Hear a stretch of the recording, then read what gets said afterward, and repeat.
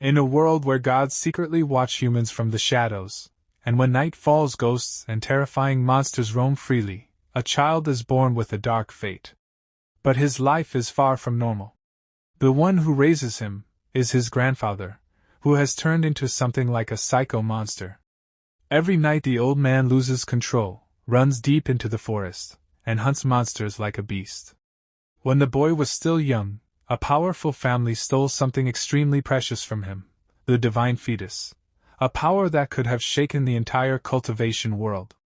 But he refuses to give up. Under his grandfather's brutal training, he grows stronger every day. The old man forces him through harsh training, medicinal baths, and terrifying soups made from poisonous insects and venomous creatures. But his true master is someone even more mysterious.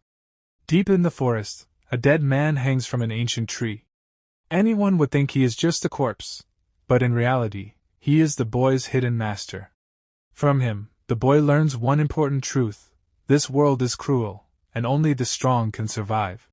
And from that day on, the boy makes a vow. One day, he will take back his divine fetus, and make the entire cultivation world tremble. So without wasting any more time, let's begin the story. In a peaceful forest, two small birds nuzzle each other on a branch. The quiet moment is suddenly shattered when a horse's hoof slams onto the ground beneath them, startling them into the air. A caravan rushes through the forest at high speed. At the front rides a man with a goatee. His expression is serious as he urges his horse forward. Suddenly, his eyes widen. He quickly pulls the reins, forcing the horse to rear and stop. He raises his hand, signaling the entire caravan to halt. Standing silently in the middle of the road is a young boy blocking their path. A convoy of guards escorts an ornate carriage through the dense forest. One guard reports to the lady inside the carriage. "My lady, we are close to our destination." Suddenly he notices a child standing nearby. "My lady, there's a child over there. Perhaps we can ask him for information." The woman inside the carriage agrees calmly. "A child should be harmless." The guard approaches the boy who stands quietly beside a tree. He takes out a small piece of silver and offers it to the boy. "Kid, have you seen any other children around here?" The boy looks at him curiously. The guard continues. "I'm looking for some strange children. They look like porcelain dolls." The boy politely refuses the silver. "My grandpa told me never to take things from strangers." The guard smirks. "My name is Feng Hai." He lifts the silver again. "Now you know my name, so we're no longer strangers. Think of this as payment for information." The young boy suddenly grins mischievously. He picks up a small shiny object and puts it in his mouth. Then he speaks while chewing. "You're looking for children? They're about this tall, less than a foot, and they move around in groups." The guard's eyes widen in shock. "That's them." He quickly turns to someone behind him. "They're really here." Suddenly, an invisible force crashes violently into the carriage. The roof shatters instantly. From deep within the dark forest, a pair of glowing, menacing eyes appears. The young boy stands frozen in shock. A mysterious blue aura suddenly surrounds him. He looks behind him nervously as a voice from behind tries to reassure him. A woman wearing a purple cloak suddenly appears before the boy. She smiles gently. "Little brother, have you seen some porcelain dolls around here?" The boy, Xiao Shi, looks up at her nervously. Then he smiles brightly. "Big sister, you're really pretty. You're even prettier than someone named Zhu Yucai." The woman blushes slightly but looks confused. "That's a strange name for a girl." Then she asks again.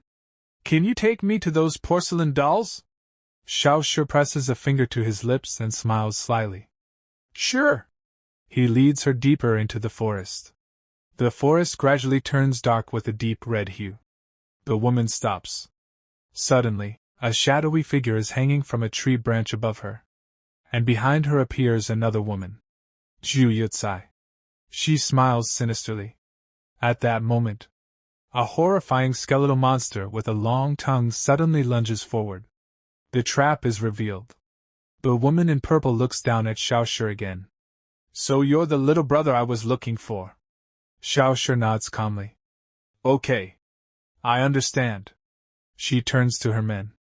Take the child. We're leaving. In another scene, a rider gallops away through the forest. Behind him, a body hangs from a dead tree. Elsewhere, a terrifying man wearing a skull mask gives an order. Shashi, deal with the approaching group. Meanwhile, the woman and her entourage travel through the misty forest with Xiao Shi. Xiao Shi suddenly clutches his stomach. I'm hungry. My grandpa is waiting for me at home. Can I go eat first before leading you there? The woman smiles slightly. She takes out some jerky. This is meat from spirit beasts. It's much better than whatever you eat at home. She hands him a piece. Try it.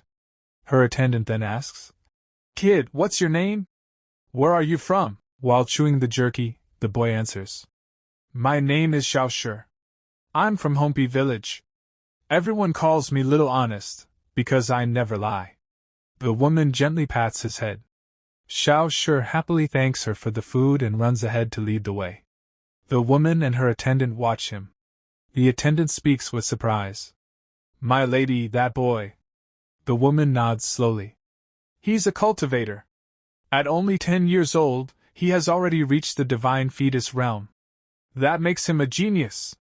As Xiao Shi continues eating, a glowing blue divine shrine appears behind him, but the attendant suddenly reveals a shocking truth.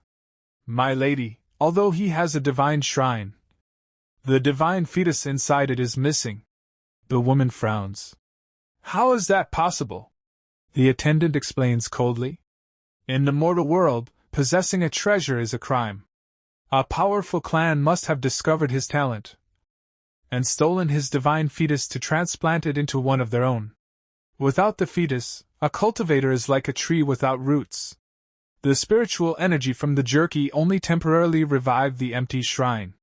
The woman finally understands. So his power is only an illusion. The attendant nods. It's already a miracle he survived the operation. They must have opened his skull to take it. As they speak, the blue aura around Xiao Shi slowly fades away. The divine shrine disappears completely. The attendant then recalls something.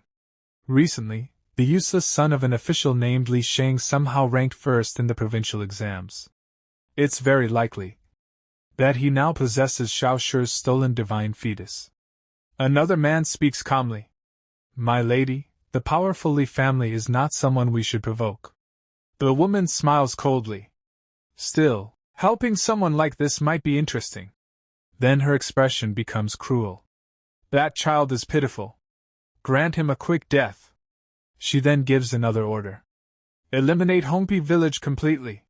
We cannot allow anyone to learn that the Jiao family has discovered the true king's tomb. Meanwhile, Xiao Shi walks ahead while chewing on a blade of grass. He sighs and speaks to a ghostly floating figure beside him. Master, what does the saying mean? The inventor of burial figures has no descendants. The ghostly master replies calmly. It means the first person who offended him had his entire bloodline wiped out. Xiao Shi looks up thoughtfully. Then a dark smile slowly spreads across his face. So anyone who offends us must be uprooted completely. He nods respectfully.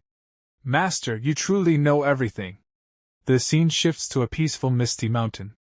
A hand splashes into the water, trying to catch a fish.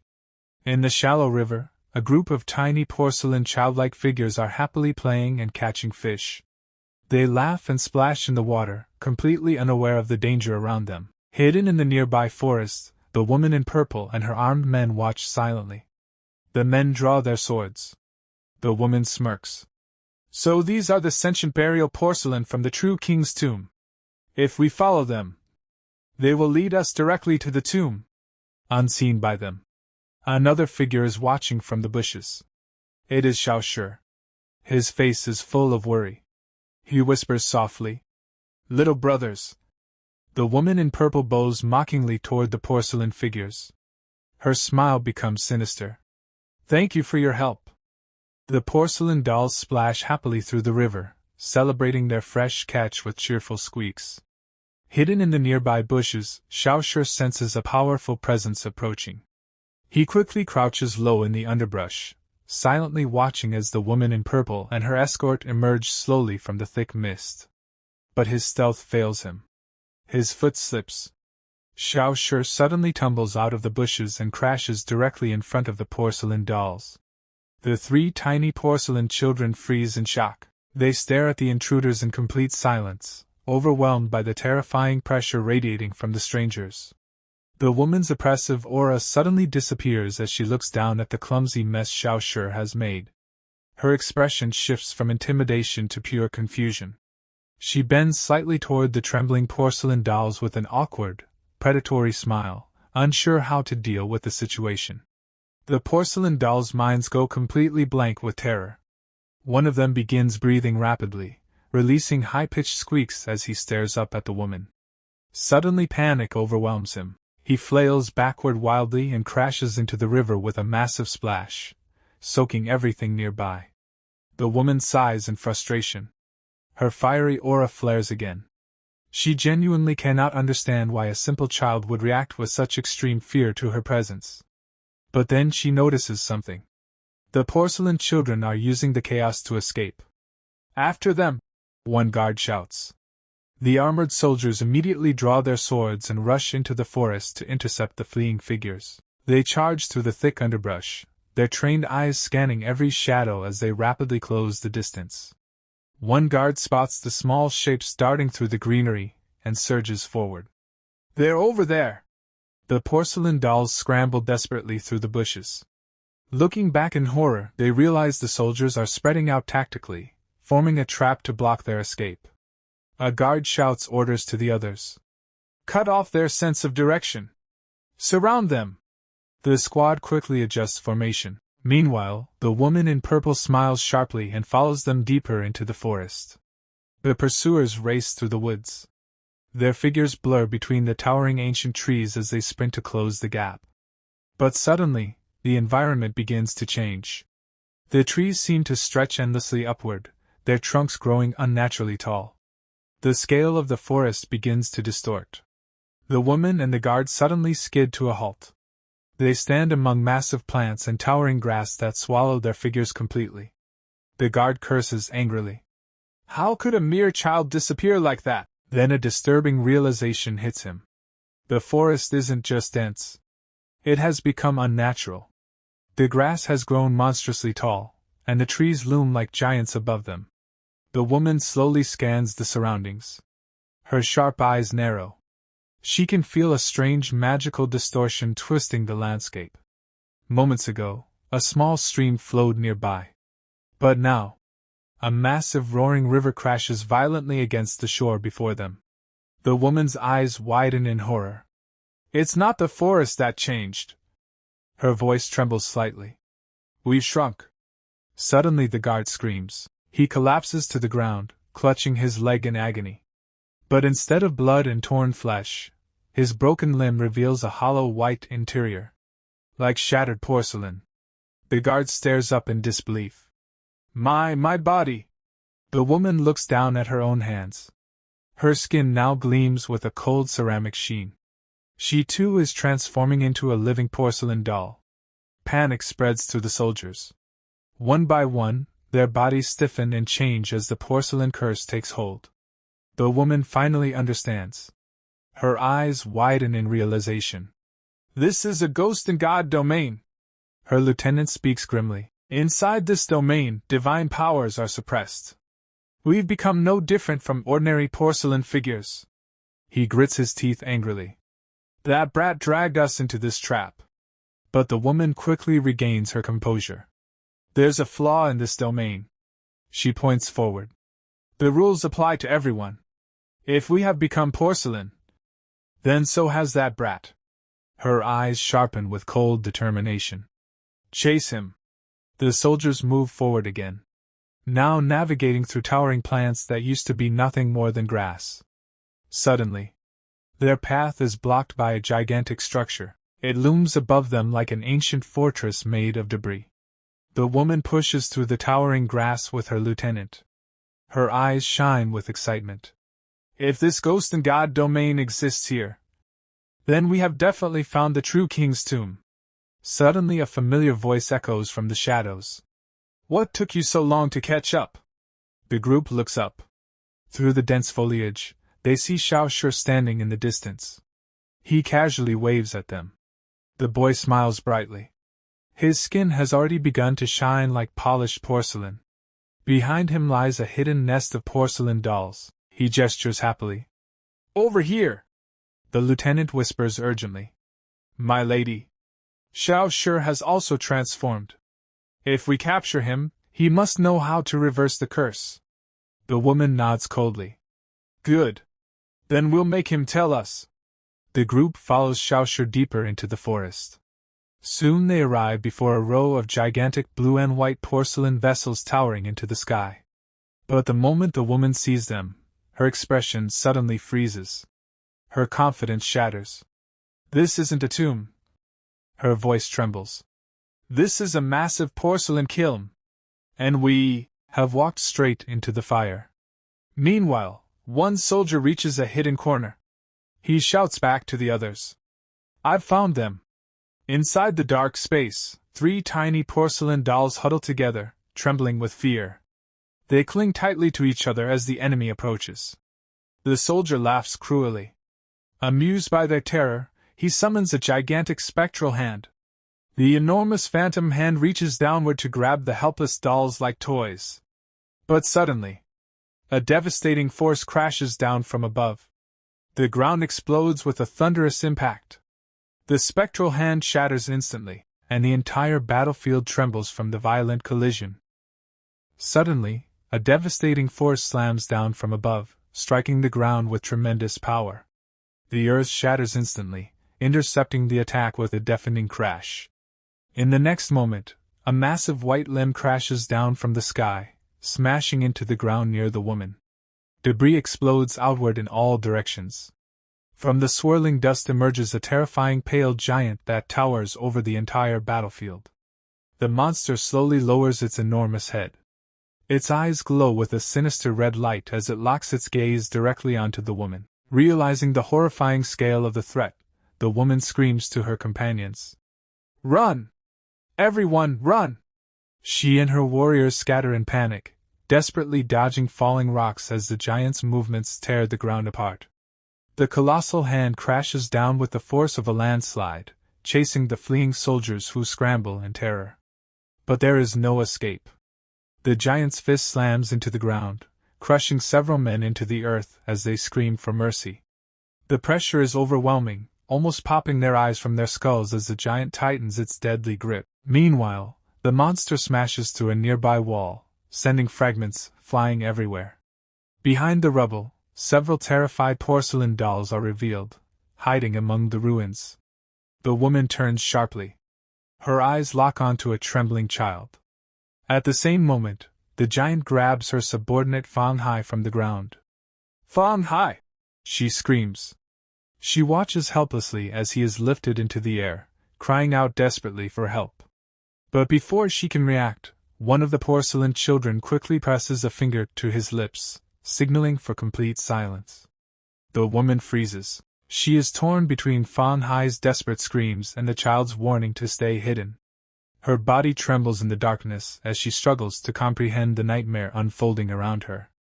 Suddenly, a gigantic eye presses against the broken wall. Its pupil slowly expands as it scans the interior, searching for any sign of movement.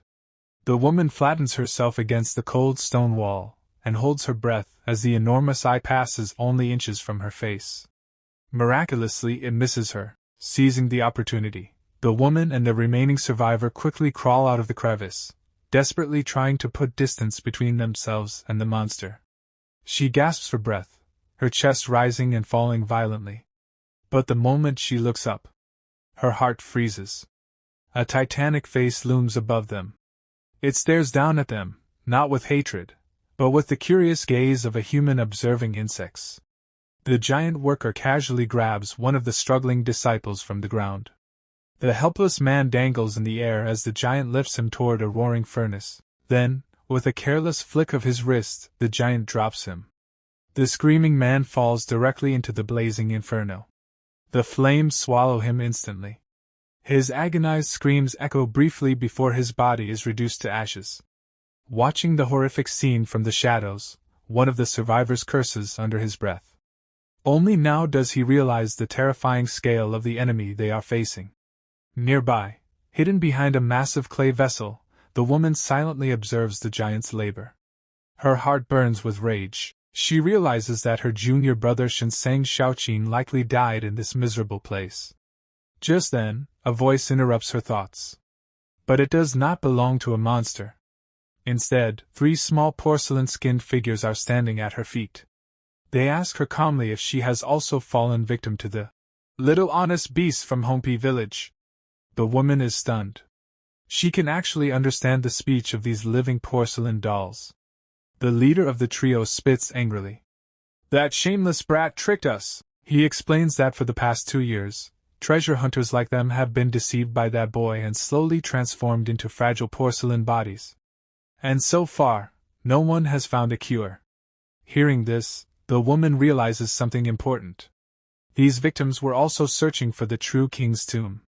Which means the boy who trapped them must know the secret to reversing the curse. She steels her resolve. If she wants to escape this porcelain fate, she must act quickly. Suddenly, one of the mustached porcelain men points at her with a trembling finger. His eyes widen in recognition. You are the second young lady of the Xinshang Xiao clan. The woman looks down calmly. The tiny man explains that he is a cultivator from Quenzhou who once met her years ago.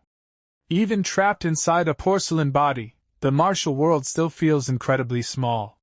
The 3 porcelain figures bow respectfully and introduce themselves one by one to second young lady Zhao. The woman's face grows pale. Cold sweat trickles down her forehead. Because she recognizes one of the names. That man was once a golden core stage cultivator. A powerful expert whom even her family would treat with great respect. And yet, even someone like him was reduced to a fragile porcelain toy by the schemes of that boy. She clenches her teeth. The truth becomes undeniable. That innocent-looking child is actually a terrifying, shameless villain. Elsewhere inside the blazing kiln, a massive giant slowly walks through the intense heat. On his shoulder rests a huge blue porcelain vase. Without care, he throws it down. The vessel shatters violently against the ground. Fragments scatter everywhere. And from inside the broken vase, Xiao Shi tumbles out. He bursts into laughter, clearly enjoying the chaos. Moments later, Xiao Shi rolls down the dirt path from the explosion, tumbling violently before finally sliding to a stop in the bushes near the edge of the forest. Ahead of him, a settlement of glowing kilns burns brightly in the night. Xiao Shi stares at the fiery camp. His expression gradually becomes cold. He cannot understand why those greedy outsiders from the great cities always try to silence witnesses like him in their hunt for treasure. Then suddenly, a chilling realization crosses his mind. His master's teachings echo in his memory. A dark silhouette appears in his thoughts beneath a blood-red moon. A reminder of how true cultivators must deal with enemies. Xiao Shi's eyes grow colder. Since those enemies have delivered themselves to him, he will bury them all right here. And make sure that not a single one leaves alive. Deep within a misty forest, ancient stone guardians silently watched over a hidden path that led to a secret kiln, a route that outsiders could never hope to find. Xiao Shi rushed up the ancient moss-covered stairs, desperate to reach his destination. But in his haste, he lost his footing and stumbled forward. He crashed onto the stone floor with a loud metallic clang, sparks bursting from the impact. Fear flashed across his face. He quickly inspected his foot, panic rising in his chest. Only after confirming that the surface remained intact did he finally release a sigh of relief. Sitting back for a moment, he wiped the sweat from his forehead. Right now, his body was far too fragile to afford even the smallest mistake. Carefully, Xiao Shi continued along the cliffside path. In his current state, even a single slip would mean instant death. He planted his foot cautiously, testing the uneven stone beneath him. Then suddenly, he broke into a sprint, rushing through the tall grass. If he wanted to survive, he had to take advantage of the overwhelming pressure of the ghost and god domain surrounding the true king's tomb. Channeling the ambient energy of the domain, Xiao Shi steadied his stance against the crushing gravity. Runes ignited along his arm as the power responded to his call. With a sharp motion, he unleashed the energy. Green wisps of the domain began swirling around his fingertips as he seized control of the surrounding force. The green energy surged violently around his arm as he struggled to control it. But the gamble paid off. By forcing the pressure of the domain to clash against the porcelain curse of the kiln, he gradually pushed the two forces against each other. And finally, his body began to change. Xiao Shi straightened as the transformation completed. His porcelain form faded away. He had successfully returned to his human body. With his senses restored, Xiao Shi scanned the dark surroundings carefully, remaining alert for any immediate threats. He descended deeper into the ruins. His small figure moved quietly past massive ancient dragon statues carved into the stone walls. Then suddenly, he noticed something glowing in the darkness below. Entangled within thick roots was a golden stone stele, pulsing faintly with mysterious energy. Xiao Shi pulled out a piece of spirit beast jerky. A confident smile appeared on his face as he remembered its hidden property. Trusting the jerky to reveal the true nature of the tomb, he took a bite. As he swallowed, he focused his mind and attempted to pierce the tomb's illusion. Blue spiritual energy instantly erupted around him, answering his call. Xiao Shi stepped forward beneath a massive spectral lantern. The tomb's barrier pressed heavily against his body. With every step, the pressure grew stronger, threatening to crush him to the ground. But he pushed forward. Suddenly, a terrifying roar erupted from the darkness. "Stop right there!" A colossal stone guardian appeared ahead of him. Its enormous body towered above the path. The guardian warned him that fully triggering the ghost and god domain would bring certain death, even for someone of Xiao Shi's lineage. But the intimidation failed. Around them, the ancient statues began cracking and collapsing under the pressure.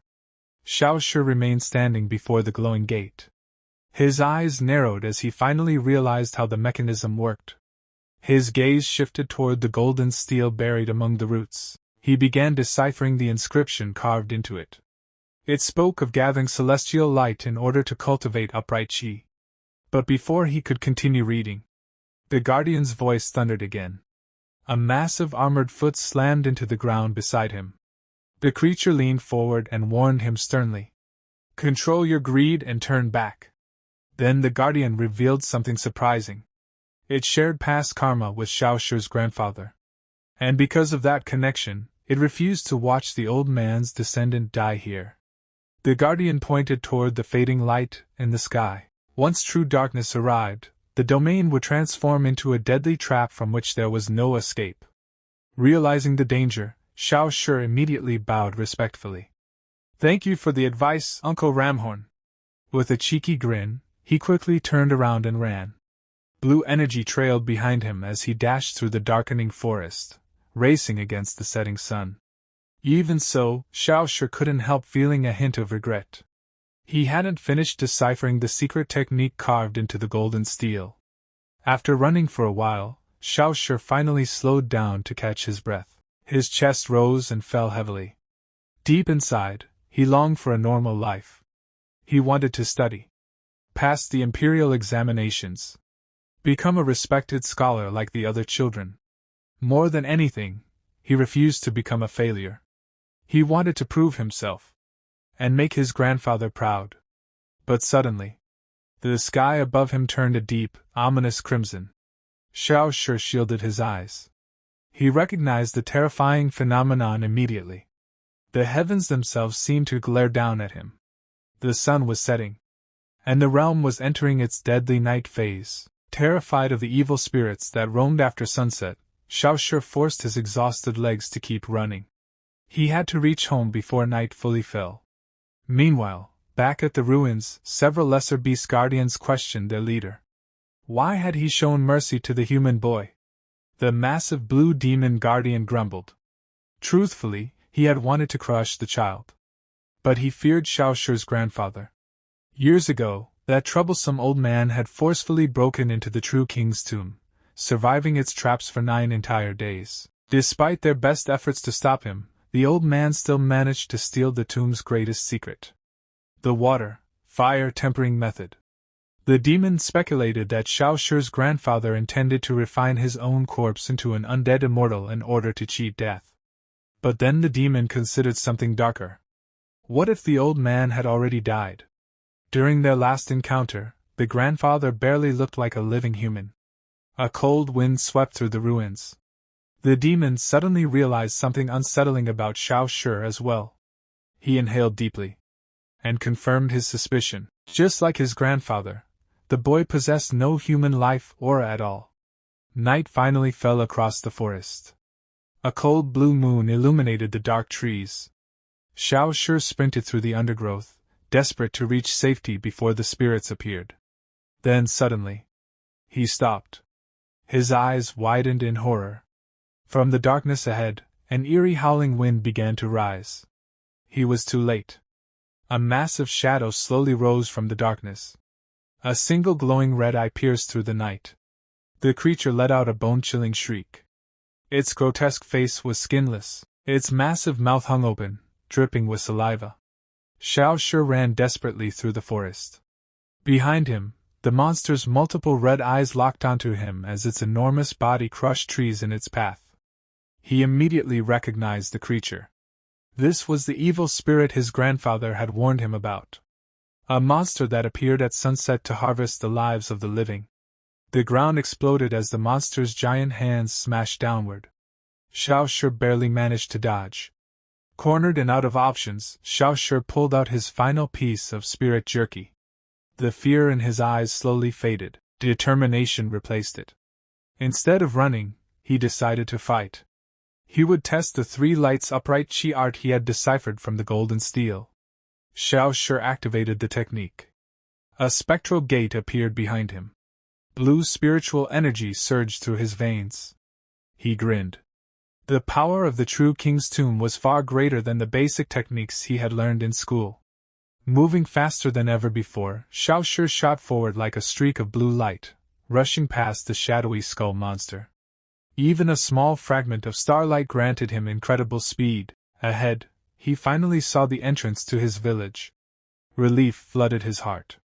He was safe. But suddenly, the blue energy vanished. His body collapsed.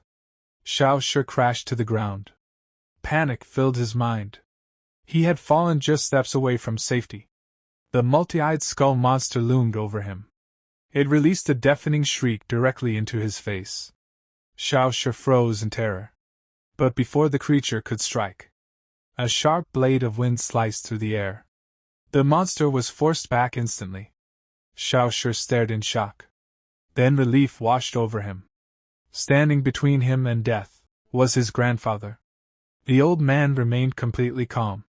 Ignoring the monster entirely, he simply said, "It's time to go home and take your medicine." Xiao Shi quickly nodded. But as he looked at the old man's back, he noticed something strange. A thick, fleshy stench clung to his grandfather. Something was very wrong. They began walking away. But the nightmare was not over. The monster roared furiously. A massive hairy tail lashed out from the darkness.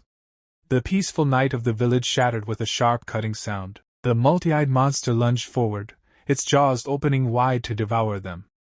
But suddenly, a jagged bolt of yellow lightning exploded through the air. It slammed directly into the beast. Blood sprayed across the night sky. The creature was instantly overwhelmed. Its roar turned into a weak whimper as the devastating strike crushed it into submission. Xiao Shi tilts his head back and drinks the final drop of medicinal soup. He lowers the empty bowl and wipes his mouth, relieved that the bitter concoction is finally finished. Steam rises around his shoulders as he leans back in the hot water, letting out a long, relaxed sigh. But the peace lasts only a moment. The water suddenly begins to bubble violently. Xiao Shi's eyes widen in horror as he realizes he isn't soaking in a bath at all. He is sitting inside a massive iron cauldron. "Stop cooking me!" he shouts frantically. But a black dog nearby completely ignores his pleas. The animal grips a piece of firewood in its jaws and aggressively feeds it into the fire beneath the cauldron. The flames roar even higher. Xiao Shi screams in agony as the water begins to boil. As he sinks deeper into the medicinal bath, Xiao Shi's mind drifts back to the past. He remembers his grandfather explaining that he had once been unconscious for a very long time. The only reason he survived was because the old man stayed by his side day and night, feeding him spiritual herbs just to keep him alive. But even with that explanation, there is still a blank space in his memory. Xiao Shi stares ahead silently. He cannot remember anything from before the age of 9. His hand slowly moves to his chest. There, a massive jagged scar stretches across his body. It is a brutal wound. One that should have killed any ordinary child. Dark rumors begin to connect in his mind. This injury was no accident. Someone had split open his chest. They stole his divine fetus, the source of his immense potential, and then transplanted it into the body of another child from a powerful aristocratic clan. In Xiao Shi's mind, the culprits are clear. The crime was committed by Assistant Magistrate Li of Shu County. All to help his useless son Li Shang cheat his way into first place in the provincial examinations. Xiao Shi's expression darkens. His birthright was carved out of his body. He was left broken. Incomplete. Rage burns in his eyes as he clenches his fists beneath the boiling water. Because of Li Shang's greed, Xiao Shi has spent 2 entire years drinking poison and bathing in venom just to stay alive. Finally, he snaps. "I'm not going to be the only one suffering today!" With a furious shout, Xiao Shi scoops up a huge wave of boiling medicinal soup. He throws it straight out of the cauldron. The scalding liquid splashes directly onto the black dog. The poor animal freezes, completely drenched in the sticky yellow medicine, staring in confusion at the sudden attack. Xiao Shi looks down at his dripping hand, and suddenly realizes something. If his divine fetus was stolen, then that means he was never a useless person to begin with. A confident grin slowly spreads across his face. Even without the divine fetus, he can still cultivate and become a legend by his own strength. But his optimism quickly fades. The wound on the back of his head healed long ago. Yet his grandfather still forces him to soak inside this boiling medicinal cauldron every single day. Below him, the black dog puffs its cheeks and blows air into the coals, making the green flames burn even hotter. Suddenly, Xiao Shi freezes. A heavy presence approaches. The door creaks open. Grandpa steps inside. His figure stands silently in the shadows. Xiao Shi stares at the old man, trying to remember when his grandfather started to feel so unsettling. Under the eerie green light, Grandpa looks less like a living human and more like a walking corpse. Xiao Shi recalls the past. There was once a time when Grandpa felt warm and alive. He used to celebrate breakthroughs in secret cultivation arts while proudly holding Xiao Shi in his arms. But the man standing before him now feels completely different. The warmth is gone. Grandpa's face suddenly twists into a demonic expression. His eyes glow with a terrifying crimson light. He suddenly lets out a sharp roar that echoes through the room. The flames beneath the cauldron surge violently in response. The black dog pauses its work, looking exhausted and annoyed by the old man's strange outburst. Xiao Shi watches silently. Slowly, the terrifying aura fades. Grandpa leaves the room. The door clicks shut. Xiao Shi slumps against the side of the cauldron and exhales deeply. But the relief lasts only seconds. The dark medicinal liquid begins to churn violently again. The heat intensifies around his body. Xiao Shi throws his head back and clenches his teeth. The true torture of the tempering bath has begun. The dark medicine boils furiously. Xiao Shi feels as if his internal organs are being roasted alive. Unable to endure the agony, he thrashes wildly inside the cauldron. A tortured scream pierces the quiet night. Some time later, the door slides open again. Xiao Shi stumbles outside, leaning heavily against the wooden frame. His body trembles with exhaustion. Across the courtyard, he sees a silhouette pacing inside a nearby room. It is Grandpa. The old man mutters to himself while holding a message talisman. Xiao Shi realizes what he is doing. Grandpa is trying to contact Xiao Shi's father, again. Through the thin paper screen, Grandpa's voice drifts out. He begs the man to return and acknowledge his son. But Xiao Shi's expression darkens.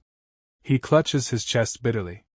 He has never once seen his father since losing his memories.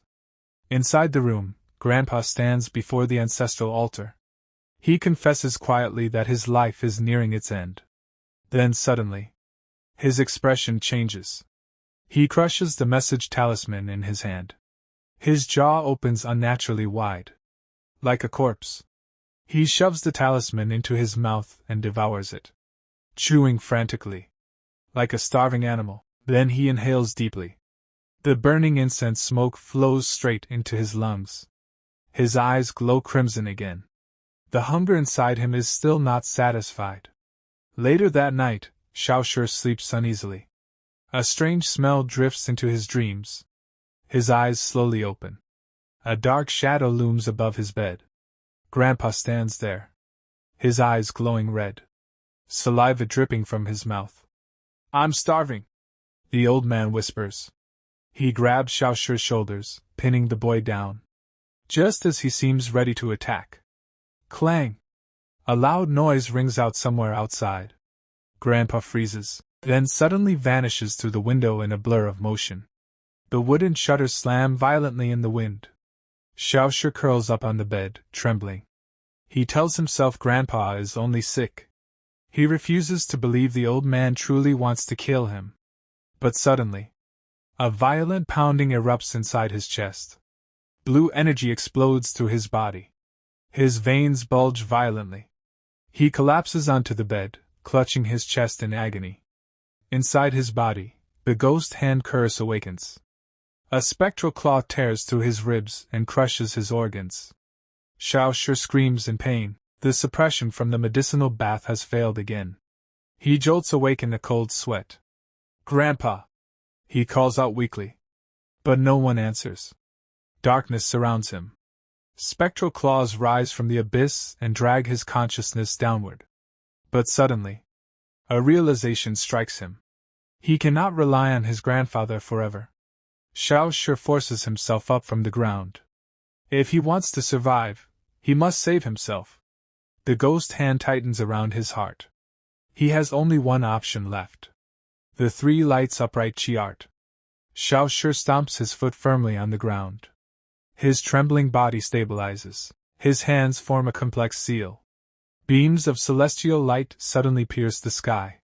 In a world where gods have vanished, Xiao Shi calls upon the power of the stars. Starlight descends from the heavens. It strikes the cursed green mark on his back. Under the purifying light, the ghostly handprint dissolves. The curse disappears. Exhausted, Xiao Shi collapses onto the stone floor. He clutches his chest, breathing heavily. He has no idea why that ghost's claw attached itself to his body. He gazes at the silent moon above, left with more questions than answers.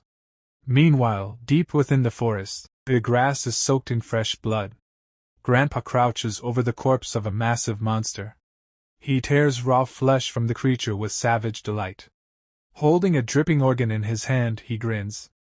With a wet crunch, he bites into it. "Evil spirits taste far better than humans," he mutters calmly. Satisfied, the old man wipes the blood from his beard and adjusts his hair bun. Behind him lies the enormous corpse of the defeated beast. A grotesque monster with rolling eyes and pale blood-streaked skin. Even standing beneath its massive body, Grandpa looks frighteningly small, yet he calmly inspects the creature's giant tentacles, as if this horrifying kill were nothing unusual at all. Mist clings to the silent courtyard as the first light of dawn approaches. Suddenly, a cleaver slams violently into a slab of meat. The sharp sound breaks the stillness of the early morning. Hidden behind the door, Xiao Shi trembles as he watches from the shadows. A disturbing rumor echoes in his mind, one about a strange diet that supposedly excludes human flesh. Carefully, he peeks through the crack in the door. Inside, he sees the hunched silhouette of his grandfather quietly butchering meat in the darkness. For a moment, the atmosphere feels terrifying, but as the morning birds begin to chirp, the ominous aura suddenly disappears. Soon, the streets of Hompi village burst into life. The villagers gather excitedly for their monthly offering ritual. They carry a golden roasted pig and trays of fresh fruit high above their heads as they march beneath bright banners promising eternal peace. At the center of the gathering stands a massive ancient spirit tree. It towers over the entire village like a guardian. According to the villagers, the tree protects them from the evil spirits that roam the night. One by one, the entire village kneels before it.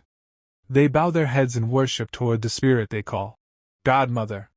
Red prayer plaques hang from the thick branches of the tree, swaying gently in the wind. High above the crowd, the Godmother spirit lounges on a thick branch. She swings her bare feet casually while watching the villagers below. A playful smile rests on her lips. But behind that smile lurk darker thoughts. She lazily reaches for a bright red apple. Just as Xiao Shi is about to take a bite, Grandpa suddenly grabs his wrist.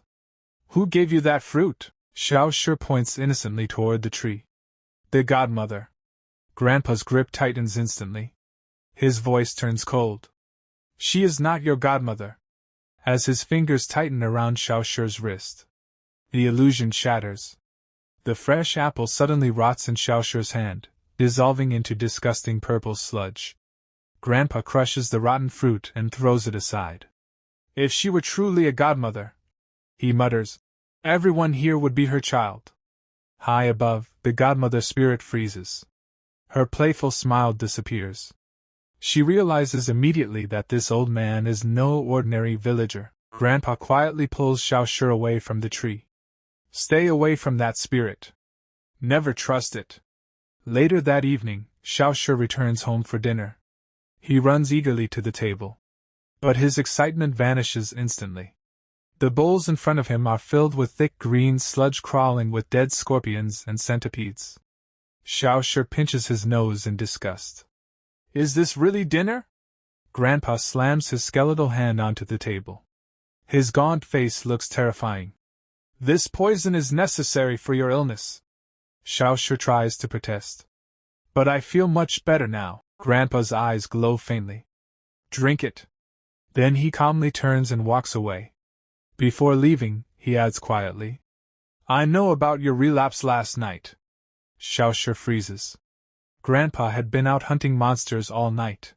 So how could he possibly know what happened in the bedroom? Outside the house, something watches silently from the darkness. A massive unblinking eye stares toward the doorway.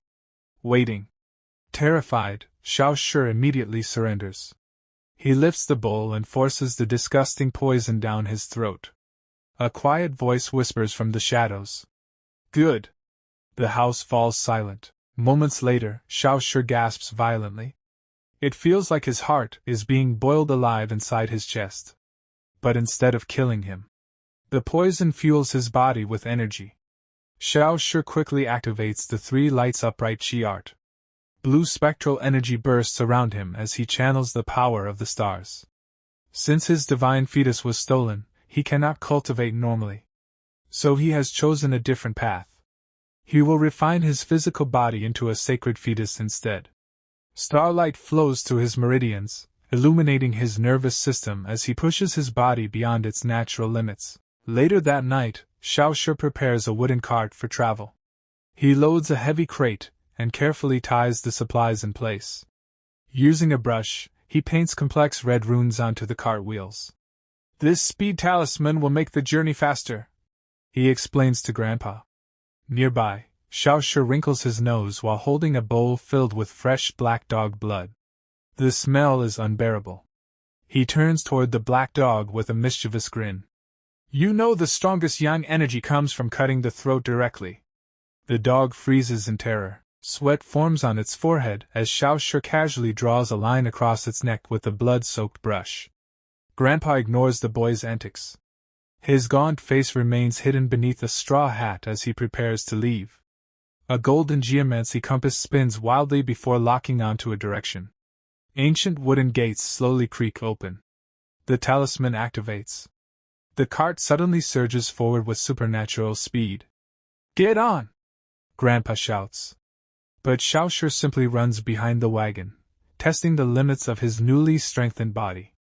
Finally, he leaps onto the cart with a grin. The journey begins. Later, Xiao Shi jumps off the moving cart carrying a basket of fruit. He runs up a grassy hill toward a solitary stone tablet beneath an ancient tree. Lighting 3 sticks of incense, he bows respectfully. High in the branches above, a hanging corpse twitches. A pale ghost with a long dangling tongue descends slowly from the tree. The spirit bows politely. "Thank you for the offering." Satisfied, the ghost retreats into the shadows. Xiao Shi leaps back onto the moving cart. Grandpa notices his improved agility. "The medicinal bath is working. We should increase the dosage." Xiao Shi's face turns pale with horror. Soon they arrive at Shenyang village. There, the villagers worship an ancient pagoda spirit known as the Godmother. Inside the pagoda sits a glowing monk spirit. The villagers believe their faith created him. In return, he protects the region. But when Xiao Shi casually starts eating the offerings from the altar, the monk spirit opens one eye. His gentle smile hides something far more dangerous. Suddenly, the illusion shatters. The monk transforms into a massive monstrous giant and slams a claw toward Xiao Shi. The boy barely escapes the ambush. Lesson learned. Never trust the appearance of a spirit. Later, they arrive in a busy city filled with vendors and steam from fresh buns. Xiao Shi opens a wooden chest and sets up a small stall. Inside are handmade talismans created by Grandpa. Since crafting true talisman scripts requires reaching the divine fetus realm, genuine talismans are rare. Most masters become government officials instead of merchants. Because of this, Grandpa's talismans are extremely valuable. Soon, 2 scholars approach the stall. "Old Chen," one of them says with a smile. "You're back in business?" Grandpa nods calmly. "I have message talismans, peachwood charms, weather scripts, whatever you need." The man laughs. "I thought you finally passed the exams and became a scholar." But suddenly his tone lowers. "I heard something strange. They say Old Chen died." For a moment, the air turns cold. Under the brim of his hat, Grandpa's eye glows crimson. He looks less like a man, and more like a monster. Xiao Shi freezes. Sweat drips down his face. But then the scholars burst into laughter. "Just a rumor." Grandpa laughs with them. The terrifying aura disappears instantly, but Xiao Shi remains silent. Because the joke is far too close to the truth. Flashbacks return to his mind. Grandpa chewing incense candles in the darkness. His skeletal face twisted with hunger. Smoke filling his lungs as he desperately consumes the spiritual energy. Xiao Shi remembers peeking through the door that night and seeing something terrifying. The incense was burning before a spirit tablet. And on that tablet was written a single name. Chen Yin. Grandpa's name. Xiao Shi stands frozen as the truth slowly settles in. The rumors about Grandpa sleeping in a coffin, the strange rituals, the endless hunger. They weren't rumors at all. They were reality. A woman in purple suddenly leans over Xiao Shi's shoulder, greeting him with a playful smile. She taps his chest familiarly and laughs softly. "It's been a long time since we last met." Behind her, a shy girl dressed in green hides half-heartedly, blushing as the woman in purple teases Su Yan about how much he has grown. The 2 women soon turn to leave, their robes fluttering gently in the breeze. Su Yan stands there, completely flustered, his mind spinning from the unexpected contact. Back at the talisman stall, an old man wearing a straw hat calmly asks the customers what they wish to buy. Coins clink as payment is offered. The woman in purple requests 2 peach blossom talismans. She deliberately hands the money to Xiao Shi, who looks slightly nervous while completing the transaction. The woman leans in far too close, teasing him about how smooth his skin looks while repeating her order. Xiao Shi's face turns bright red. Embarrassed, he quickly rearranges the wooden talisman blocks in front of him to hide his expression. He wraps the talismans neatly and hands them over, eager to finish the sale. As the women walk away, the lady in purple loudly praises Xiao Shi's handsome face. Her companion warns her that the boy can still hear everything. But the woman simply laughs. Xiao Shi watches them leave, unable to wipe the goofy, love-struck grin from his face. Suddenly he turns toward Grandpa. I need to use the bathroom, he says awkwardly. Grandpa isn't fooled for even a second. Hand it over. Xiao Shi freezes. He tries to act innocent. I don't know what you mean. Grandpa calmly sits down on the pavement and extends his hand. He waits silently for the money from the talisman's sale. Xiao Shi sighs in frustration. I'm not a child anymore. I can handle selling peach blossom talismans. Grandpa shakes his head.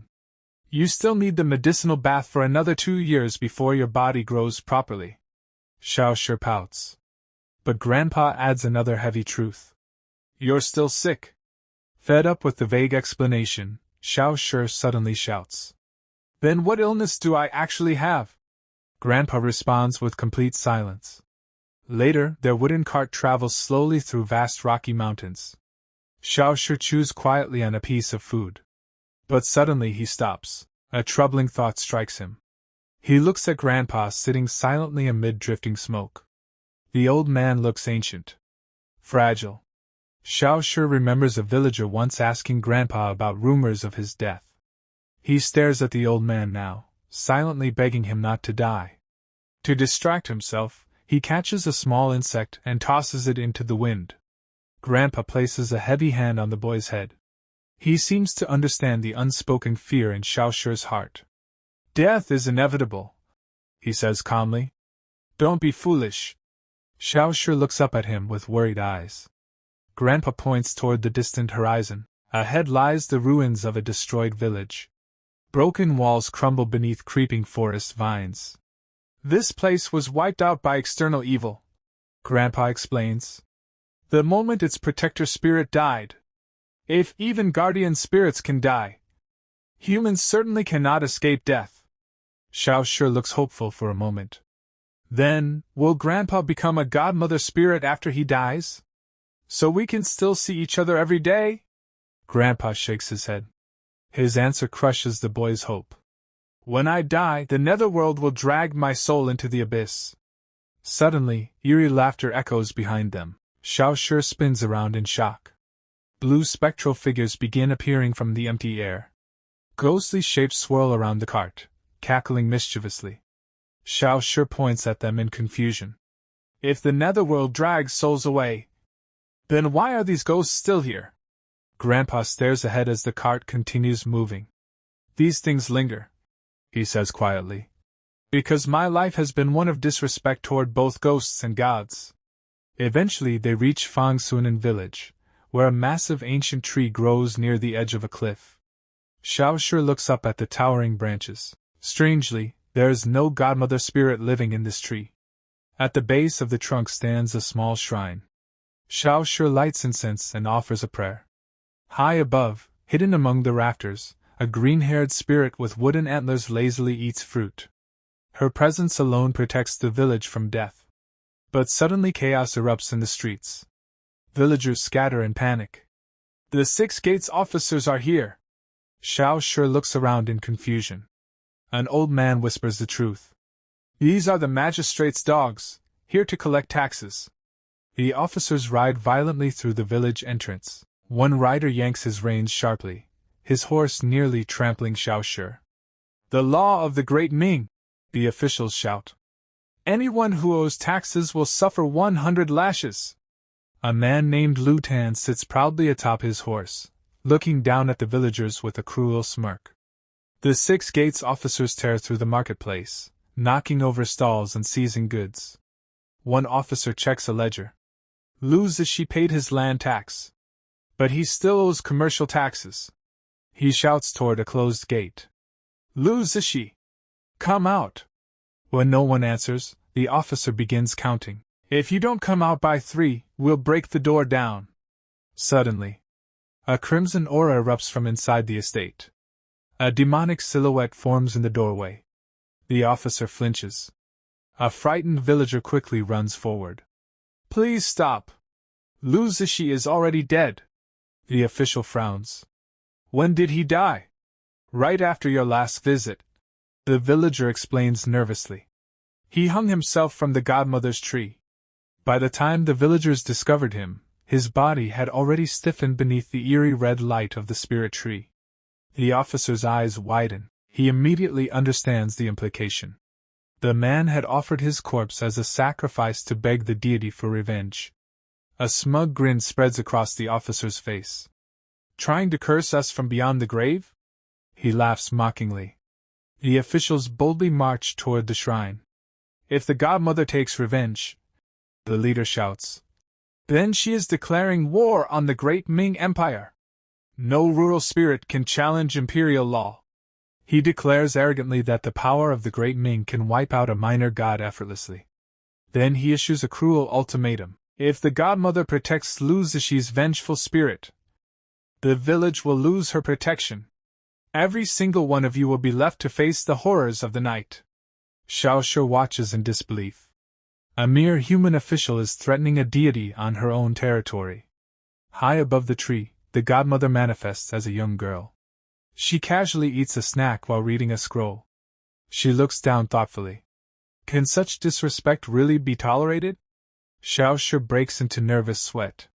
The deity faces a terrible choice. Avenge Lu Zixi, or protect the rest of the village. The officials enter Lu Zixi's empty home. Death does not excuse unpaid taxes, the leader declares. Bring out the rest of the family. But there is no one left. A subordinate reports grimly. The daughter was sold. The son drowned. The wife went mad and disappeared. Unmoved, the officer orders his men to strip the house bare. If we can't get money, we'll take everything. The soldiers begin smashing doors and searching the house. But the possessions are worthless.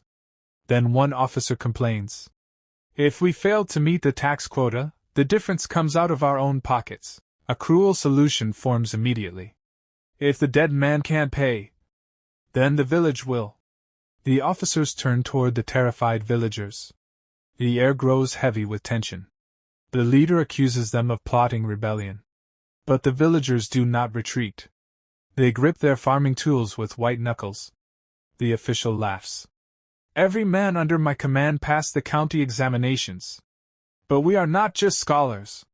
Blue energy bursts from their bodies. They reveal their true identities.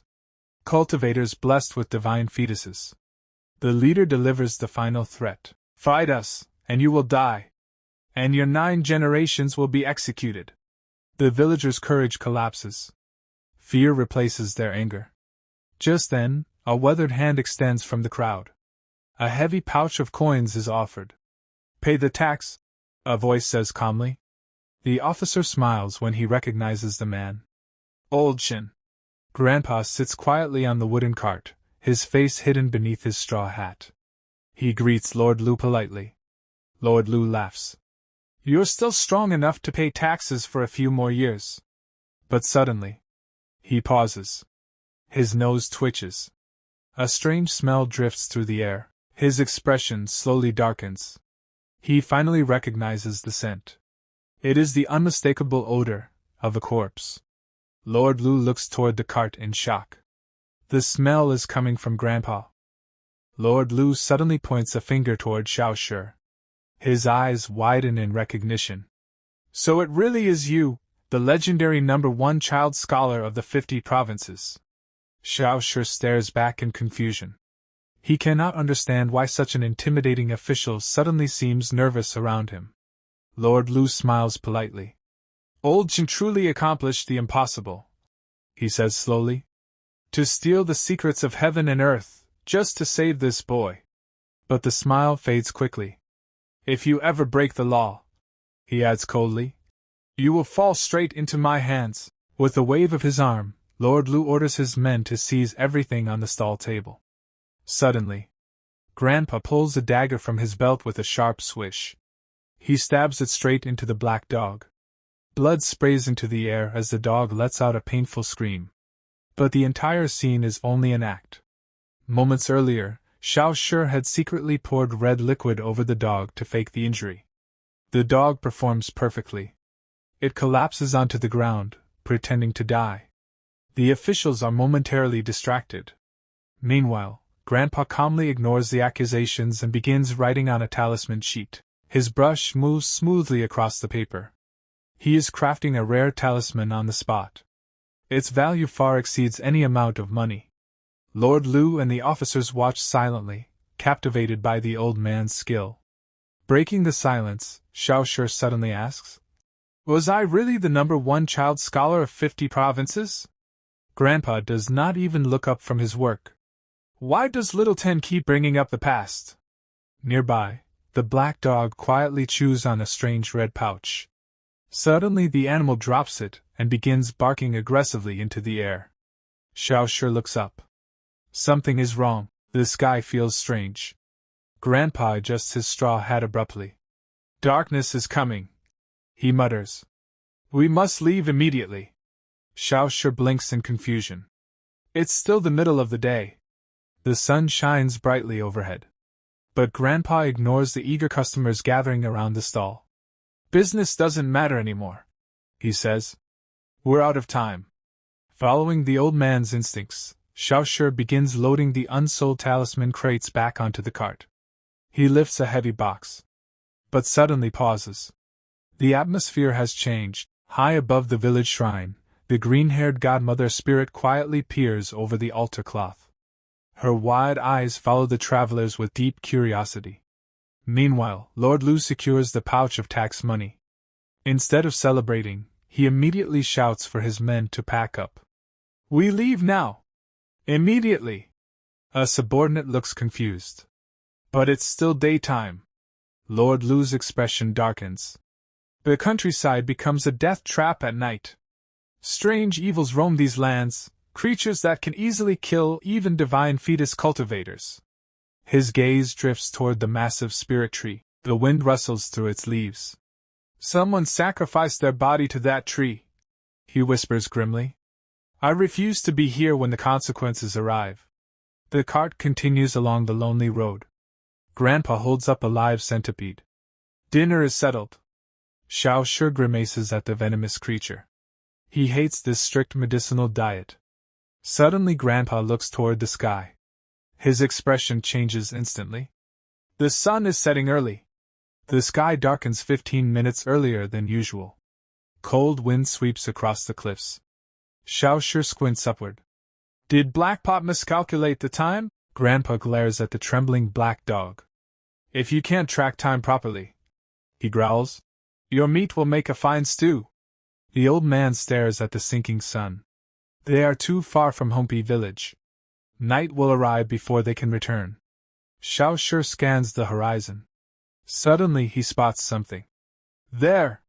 In the distance, a lonely temple stands against the fading light. A possible shelter. The wooden cart rattles toward the structure. When they arrive, Xiao Shi jumps down to secure a place for the night. But Grandpa remains suspicious. He scans the surroundings. "Was this temple here earlier?" Xiao Shi pauses. He tries to remember. No. The landscape feels disturbingly unfamiliar. The mountain itself seems to have appeared out of nowhere. With darkness approaching quickly, they hurry inside. The temple interior is completely ruined. The roof is shattered. Moonlight pours through the open sky above. Debris covers the floor around a silent seated statue. Xiao Shi immediately realizes the open doorway is dangerous. He begins dragging heavy stones across the floor to barricade the entrance. Straining with effort, he pushes a massive boulder. "Grandpa, help me!" But suddenly, he lifts the enormous rock above his head. Xiao Shi freezes. The strength surging through his body shocks him. The starlight cultivation didn't just heal him. It made him far stronger than any ordinary human. With a thunderous crash, he slams the rock into the doorway. The entrance is sealed. Then Xiao Shi looks up. There is still a huge hole in the roof. He jumps to fix it. But his new strength launches him far too high. Gravity pulls him down. Crash. He smashes straight through the rotten wooden floorboards. Xiao Shi stares around in disbelief. He just jumped an impossible height. Did all that medicine mutate my body? Grandpa's voice interrupts his thoughts. Little Ten, come eat. Xiao Shi climbs out of the broken floor. I'm coming. Outside, the golden sunset fades. The sky sinks into deep twilight. A cold blue moon rises. The spirit realm awakens. High above the forest canopy, pale bare feet move silently along the branches. Meanwhile, Lord Lu and his officers are racing through heavy rain. "We won't reach the County Yamen in time," one soldier shouts. "Then we shelter in the temple," Lord Lu orders. Ahead, smoke rises from a lonely structure on a hill. The officers push their horses to the limit. They race desperately toward the temple. High above them, the godmother spirit lands softly among the branches. She holds a fresh orange in her hand. Her calm smile watches the approaching officials. Lord Lu suddenly senses something wrong. Movement surrounds them in the darkness. The godmother calmly takes a bite of her orange. Then, violence erupts. Wood shatters. The structure explodes apart. Blood sprays through the night. A blade flashes through the darkness. A soldier's head falls instantly. Panic erupts. The attack is merciless. Limbs fly through the air. Another officer is cut down from behind. Bodies and horses are thrown violently into the sky like broken dolls. The entire squad is annihilated within seconds. Lord Lu screams as the ground beneath him explodes.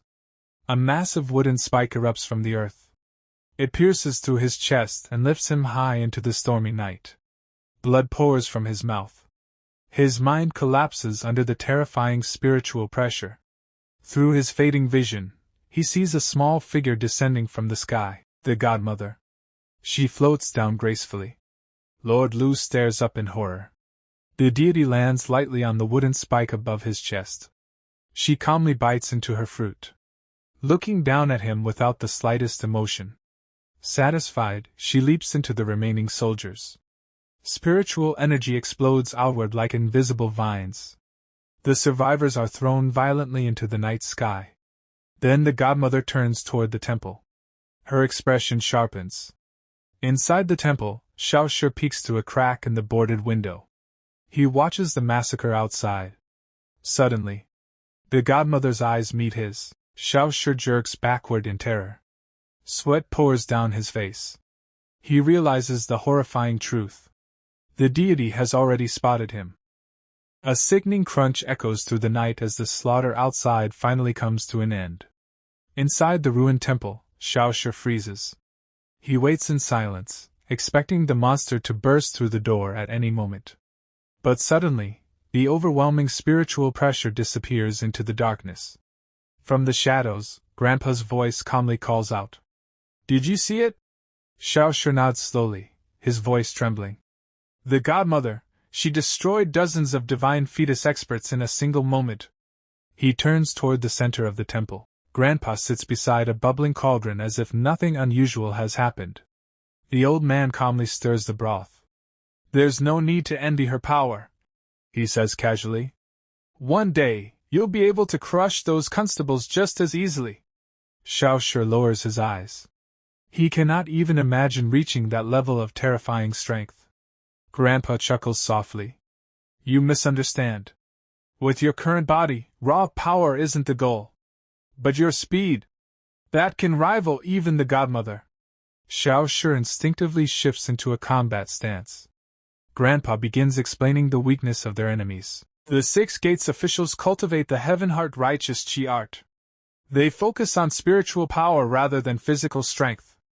If they strike first, their spells are lethal. But their bodies are fragile. They depend entirely on their divine fetuses. Grandpa gestures toward the battlefield outside. If someone closes the distance fast enough, they crumble like paper. He continues stirring the cauldron filled with swirling purple venom. The thick liquid bubbles violently over the fire. "You lost your divine fetus," Grandpa says quietly, "but this poisonous diet is rebuilding your body into something far more dangerous." He hands Xiao Shi a bowl of the nightmare-colored soup.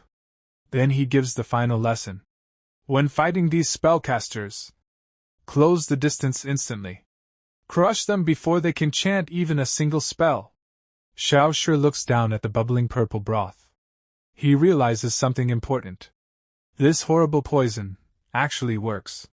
Grandpa believes the progress comes from the medicine alone. But Xiao Shi keeps a secret. He is also cultivating the 3 lights upright chi art. He sets the empty bowl down with a sharp clatter. Since his stolen divine fetus prevents him from storing spiritual energy, he has chosen a different path.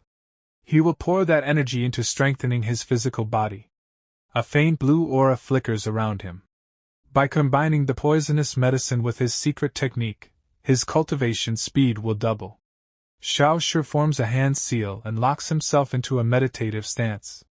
Spectral blue energy bursts outward, surrounding him like a roaring flame. Moonlight pours through the shattered temple roof. Green fire burns beneath the cauldron as the poisonous broth continues boiling. Nearby, the black dog sleeps peacefully beside the flames. Suddenly, the dog's ears twitch. A chilling whisper breaks the silence. Grandpa sits hunched in the shadows. His thin body trembles violently. Slowly, he lifts his head. His hollow eyes widen. The scent of human flesh fills the air. While Xiao Shi remains deep within his cultivation trance, Grandpa's restraint begins to break. The old man rises slowly. A dark demonic aura surrounds him. "I'm starving." He steps closer to the meditating boy. His skeletal hand reaches forward. His fingers curl into claws as he struggles against the monstrous hunger consuming him. "No!" Grandpa roars in agony. He refuses to give in. Desperate to protect Xiao Shi, he throws himself backward. Crash! The old man smashes straight through the temple wall and launches himself down the cliffside. He tumbles violently into the darkness of the valley below. The noise snaps Xiao Shi out of his trance. His eyes open instantly. He rushes toward the shattered wall. Far below, his grandfather disappears into the forest. Xiao Shi sighs in relief. He must have gone hunting again. But when he looks down toward the battlefield, something moves. One of the dead 6 gates officials twitches. Xiao Shi rubs his eyes. But it wasn't a trick. Dark energy begins swirling around the corpse. The dead man slowly rises. His face twists into a horrifying undead expression. With a guttural roar, the corpse transforms into a mindless monster. Xiao Shi recoils in terror. "A corpse uprising?" The black dog begins barking wildly. Below them, the slaughtered officials begin moving. Broken bones snap back into place with sickening cracks. An unseen force drags the corpses upright. One by one, the dead soldiers stand again. Their hollow eyes stare blankly into the night. Then, a strange sound drifts through the wind. A piercing melody. Xiao Shi presses against the broken window. It is the eerie cry of a Swana horn. And the sound is controlling the corpses. Through the thick mist, the source finally appears. A strange procession approaches slowly. Red banners wave in the night wind. At its center stands a luxurious red sedan chair. For a moment, Xiao Shi almost mistakes it for a wedding procession, but his instincts scream in warning. This is no celebration. The musician comes into view. It is a fox spirit, wearing ceremonial red robes and playing the golden swana. Behind it marches an entire troop of fox spirits. They beat drums and clash cymbals in a grotesque festive rhythm. The music controls the corpses like puppet strings. The dead 6 gates officials dance stiffly to the rhythm. Forced into a twisted performance, Xiao Shi slowly backs away from the window. But when he turns, Grandpa is gone. The temple is completely empty. The boy grips a peachwood talisman tightly in his hand. It is the only protection his grandfather left behind. He tears the paper open. But panic quickly fills his heart. This small talisman is useless against the powerful spirits surrounding him. A shrill voice suddenly echoes through the night. "Invite the groom." Inside the crimson sedan chair, a silent figure in bridal robes waits patiently.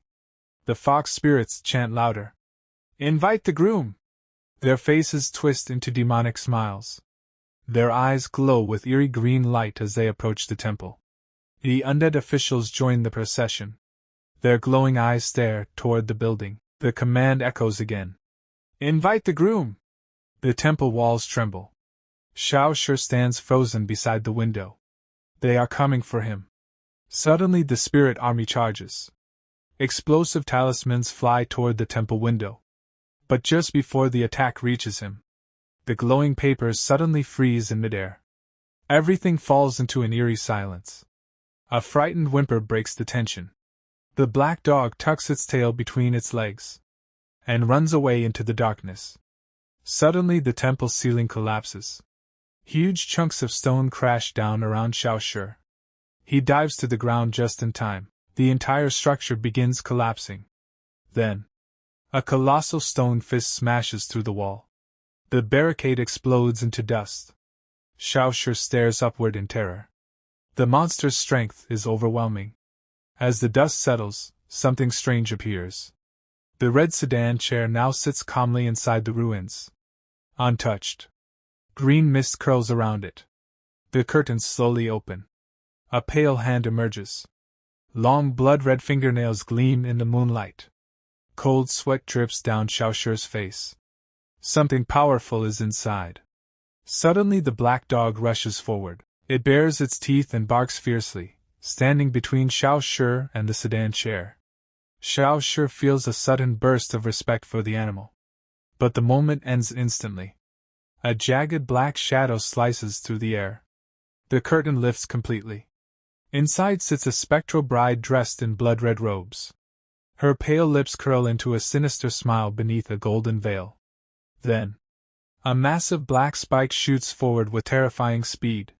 Xiao Shi freezes in absolute horror. A razor-sharp shadow slices through the air. It misses Xiao Shi by mere inches. The shockwave explodes outward, blasting him off his feet and sending his body tumbling violently across the shattered temple floor. He skids to a painful halt, adrenaline surging through his veins as his wide eyes lock onto the threat. The red sedan chair sits silently in the darkness. It does not move.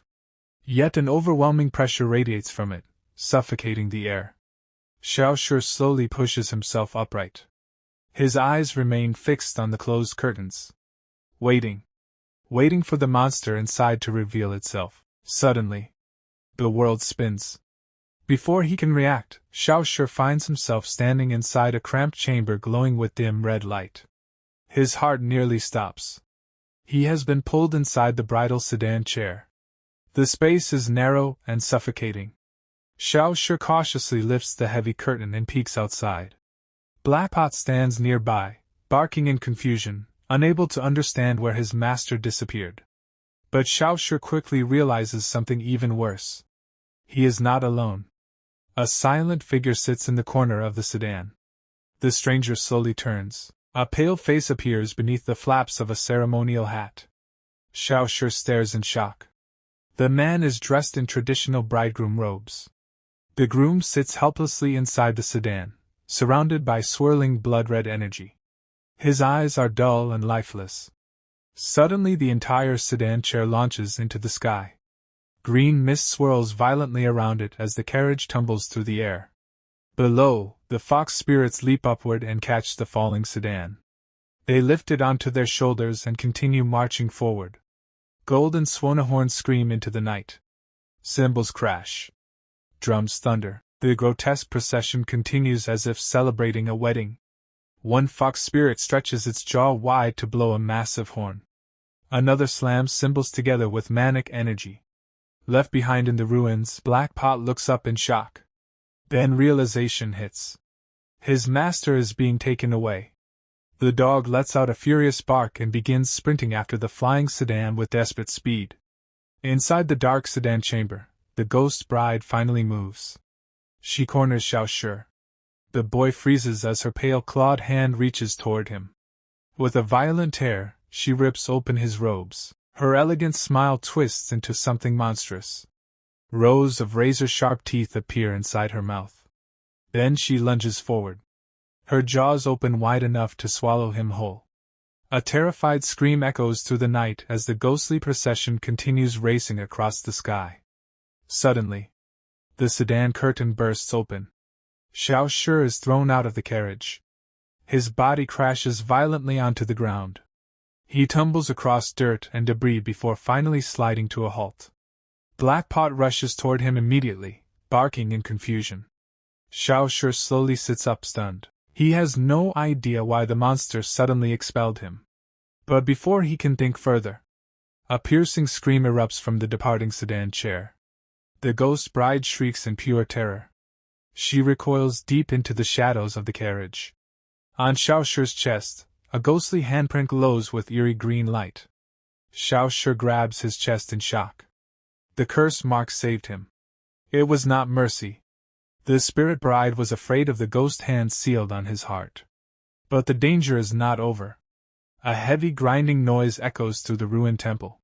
Stone drags against stone. Xiao Shi stiffens. It is the middle of the night, and other horrors could emerge at any moment. He must prepare. Xiao Shi spreads yellow talisman paper across a broken table. His brush moves quickly as he draws protective runes. Blue spiritual energy flickers around his hand. He imitates the techniques he saw his grandfather use countless times. Stroke after stroke. Charm after charm. Alone inside the dim temple, Xiao Shi works tirelessly. Exhaustion creeps into his bones. But he cannot stop. His life depends on these fragile sheets of paper. He lifts a completed talisman and studies it nervously. Sweat drips down his face. Will these crude charms actually stop the monsters outside? One by one he seals the barricaded doors and windows with peachwood talismans. Every crack. Every opening. Everything must be sealed. His mind drifts to stories of evil spirits wiping entire villages off the map, even destroying powerful godmothers. Xiao Shi's hand trembles against the wooden wall. A terrifying thought enters his mind. If Grandpa encounters something like that outside, will he survive? No. Grandpa will be fine, Xiao Shi mutters to himself. But the empty temple offers no comfort. He slowly slumps against the pillar beside Blackpot. Gently he pats the dog's head. His voice becomes barely a whisper. The old man might already be gone. A single tear falls in the darkness. And Xiao Shi finally admits the truth he has been avoiding.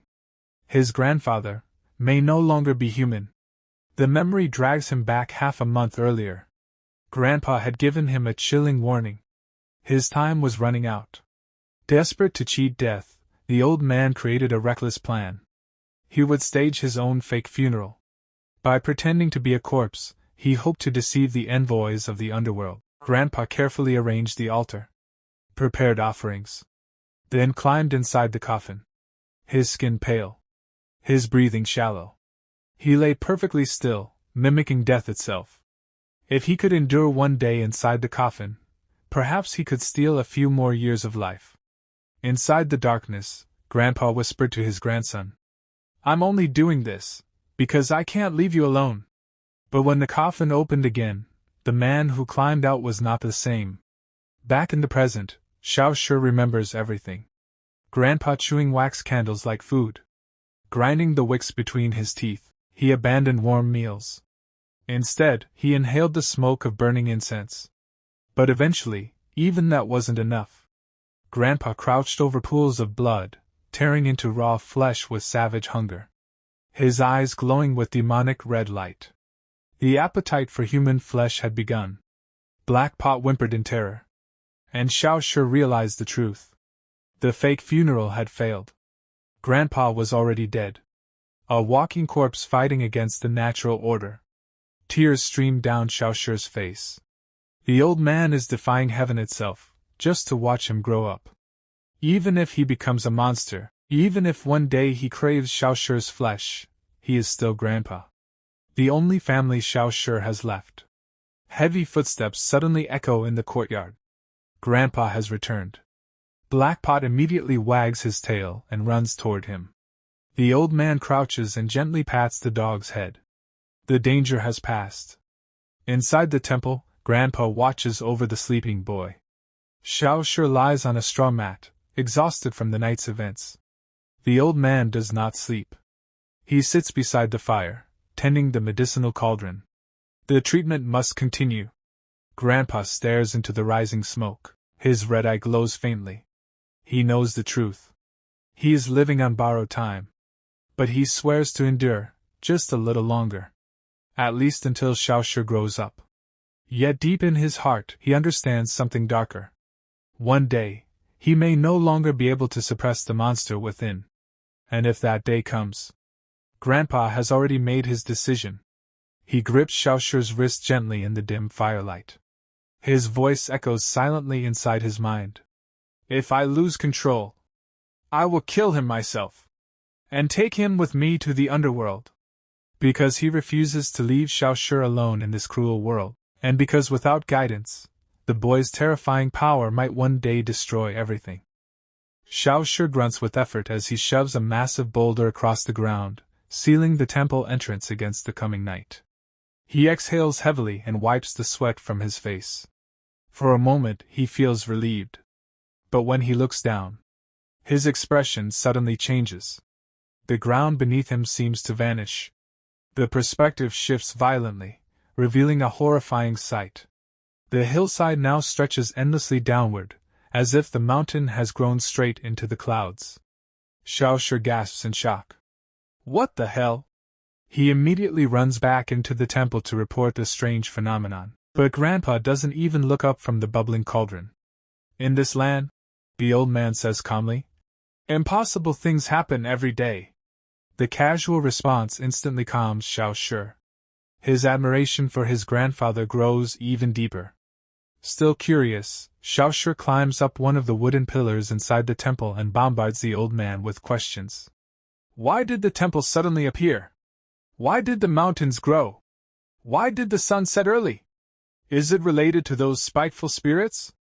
He lands beside Grandpa, staring expectantly. The old man strokes his beard thoughtfully. After a long pause, he gives his conclusion. You're clearly too energetic tonight. So I'll double your medicine dosage. Xiaoshu immediately sprays a mouthful of soup across the room.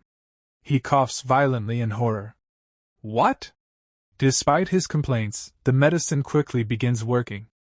As Xiaoshu meditates, a burning sensation ignites inside his body. But mixed within the heat is a strange cool clarity. Blue energy suddenly bursts around him. His cultivation speed feels twice as fast as usual. Xiaoshu's eyes widen. The medicine has triggered a breakthrough. He can finally sense the sun and moonlight chi of the three lights upright chi art. But suddenly a strange thought stops him. He looks around the temple roof. Wait. If he is absorbing moonlight, then where is the light actually coming from? Xiaoshu steps outside the temple ruins. The moment he leaves, the connection disappears. The power instantly vanishes. He quickly steps back inside. Blue energy sparks back to life around his body. Xiaoshu freezes in place. He has just realized something shocking. Inside this temple, the laws of reality are different. Only here can he absorb the essence of the sun and moon. He looks up at the shattered roof. This place is not normal. It's a spiritual anomaly. For a moment he considers asking Grandpa about it. But he immediately covers his mouth. If he says anything, Grandpa will definitely double the medicine again. He glances suspiciously at the hunched old man beside the fire. Honestly, Grandpa probably doesn't know anything about this place. He only knows how to cook that nightmare medicine. Right on cue. Grandpa calls out from the fire. We should take advantage of this spiritual hotspot. Xiaoshu doesn't argue. He tilts his head back and gulps down the medicine eagerly. If this temple boosts his cultivation, then he'll use it. After finishing their cultivation session, the pair pack their belongings and leave. Their wooden cart rattles through the steep mountain roads. Xiaoshu suddenly notices something strange. They aren't heading back toward their village. Grandpa steers the cart toward a completely different direction. We're going to the Moon Sacrifice Festival, the old man explains. Xiaoshu quickly calculates the time. The celebration lasts 3 days. If they hurry, they can still catch the final day. Soon a large settlement appears in the distance. A sprawling village surrounded by high protective walls. They have arrived at Yandang village. A massive stone statue stands guard at the entrance. The statue depicts a strange figure covering its own eyes. This is the godmother of Yandang village, Grandpa explains. The cart rolls inside. The streets are crowded with wealthy travelers dressed in expensive clothes.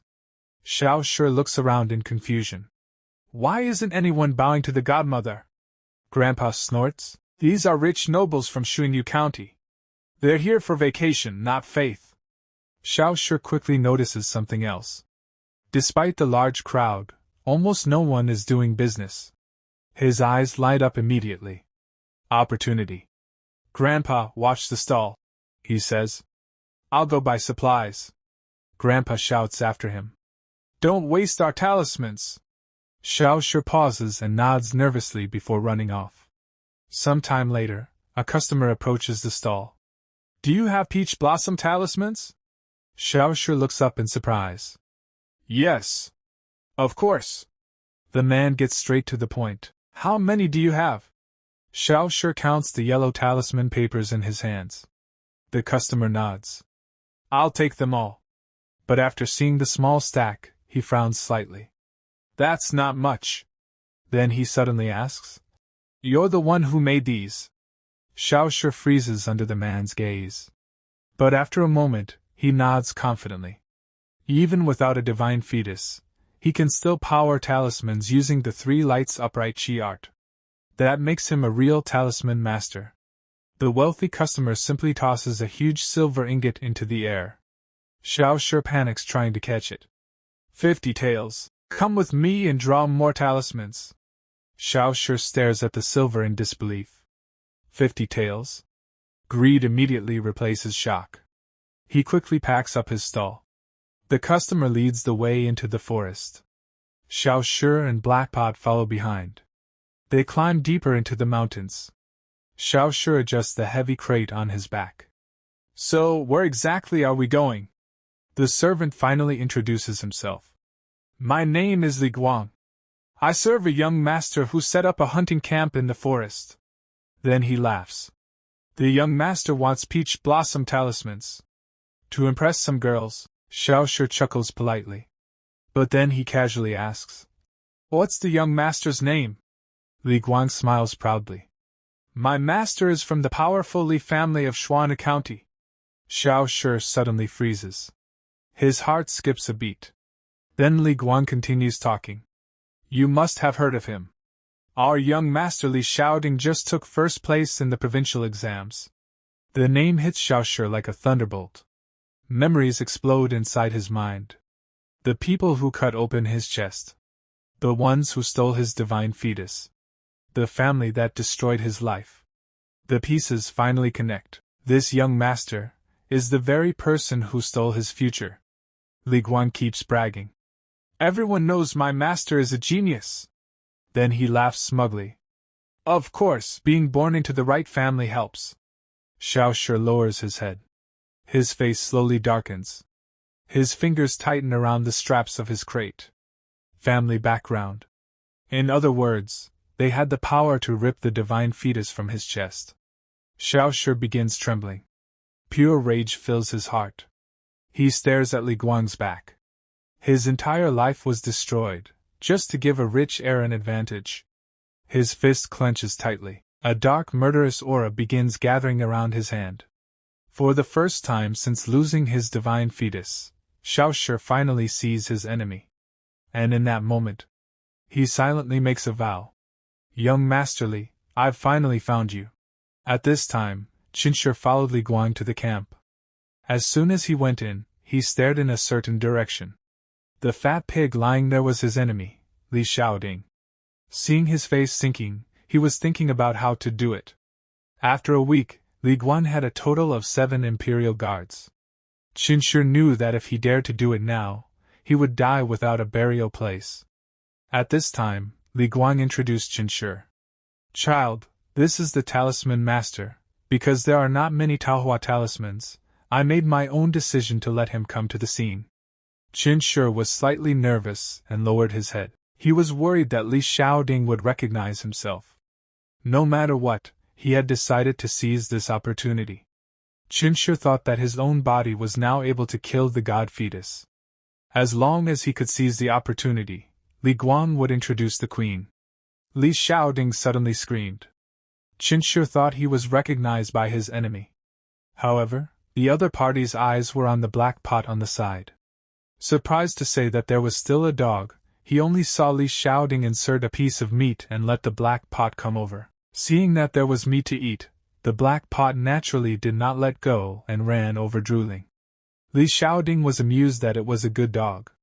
Chen Shi relaxed his breath and was too cautious. That's right, all the nobles just enjoy the benefits, how can they care about where the benefits come from? After that, Li Guang prepared a table for Chen Shi and let him dress up here.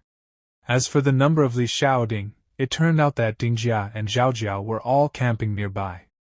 If you can get their love, Li Xiaoding's position in Li's family can be improved a lot, so no matter what, he must take them down.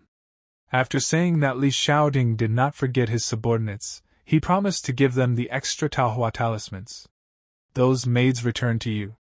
Chen Shi observed the distance between himself and Li Xiaoding as he sharpened his tools. This distance has allowed him to kill each other in one move, but these imperial guards still do not know how to solve it. Although they look like they have been emptied out by juice, they do not seem to have enough breath, so they can hold them back. If you want to do it, maybe there is only one way, that is, Chen Shi has to kill the imperial guards first, and then deal with Li Xiaoding alone. Thinking of this, Chen Shi took out a tool knife and slowly walked in the direction of Li Xiaoding. Seeing Chen Shi holding a knife in his hand, the imperial guards cut out a statue facing Chen Shi. Li Xiaoding was also scared a lot. Gu Yofen said that he would take out a paper talisman and use it to shield a golden bell to protect him. However, Chen Shi pretended to be terrified and said that he was just going to take the dog blood talisman, not the assassin. Saying that, he looked at Li Guang behind him. Li Guang looked at him carefully and thought about it. After thinking it through, he relaxed his breath and picked up a statue to explain it. Don't be nervous, he was right. The talisman does need the black dog blood as a shadow, because the black dog blood is oxygenated, and it can play a stronger force with the cinnabar door.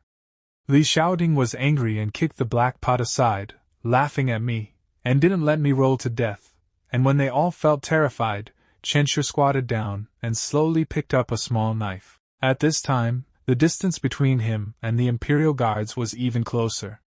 Especially Li Guang, who was closest in front of him, was in a position to make a good attack and was ready to kill him with one blow. At the moment when Chen Shi was about to make a move, he was destroyed by a woman who suddenly arrived. Is it Li Xiaoding's camp? A girl in a purple dress raised a big fruit to laugh at me. I'm the son of Ding's family, and I'm hunting with my fourth daughter. My fourth daughter is still in the camp. I heard that Mr. Li is also here to hunt Taching, so let me come over and contact the two families. By the way, take a look at your brothers and see if they can help set up our camp. It's a long way to go. Now, even if he can kill the imperial guards, the maid must have some distance from him. It must be too late to deal with it. At that time, he must die under the spell of the other party. The imperial guards can't move as soon as they see a beautiful girl. My son said he was going to visit you. He didn't think the girl would come first. He said that he took over the fruit in his hand. He came to Li Xiaoding and took out a worship card. He said that Mr. Li was a big red man in Shuinyou County. The last time I met Mr. Li, I was surprised. My fourth daughter also said that she didn't expect Mr. Li to hide his strength. This is my daughter's worship card. She has a good figure, and the imperial guards who are going to work with her are returning. I hope to say a few more words to her. Touching is an activity for men and women to find closeness. Otherwise, who would go hunting in the mountains? Li Xiaoding smiled and said, It's too much? If you need any help, just tell me. Why do you have to give gifts and stickers? At that time, everyone was attracted to this white and transparent maid. They stared at the maid and saw the perfect opportunity for the maid to create an accident.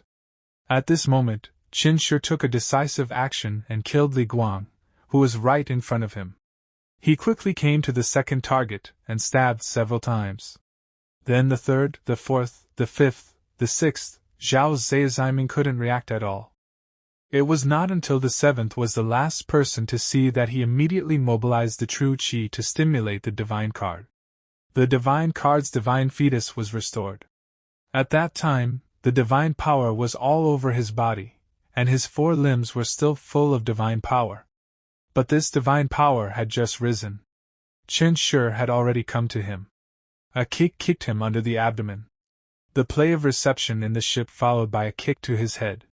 In the end, he aimed the knife at the maid next to him and threw it away, regardless of its beauty. Accurately hit the purple face of the evil. In just a few seconds, Chen Shi killed 7 imperial guards and a maid. Even if they all have cultivation, they still can't escape Chen Shi's attack. At this moment, Chen Shi was like a demon soldier. On the one hand, Li Xiaoding was already frightened by this scene. His eyes were full of fear. He was the cultivator of the divine fetus mirror. If it was to stimulate magic, he could easily kill Chen Shi. But he was too afraid of a blank space in his mind. He couldn't remember any of the magic he had learned before. Li Xiaoding screamed and knelt down. "Strong man, spare me. I have something to discuss. I have money.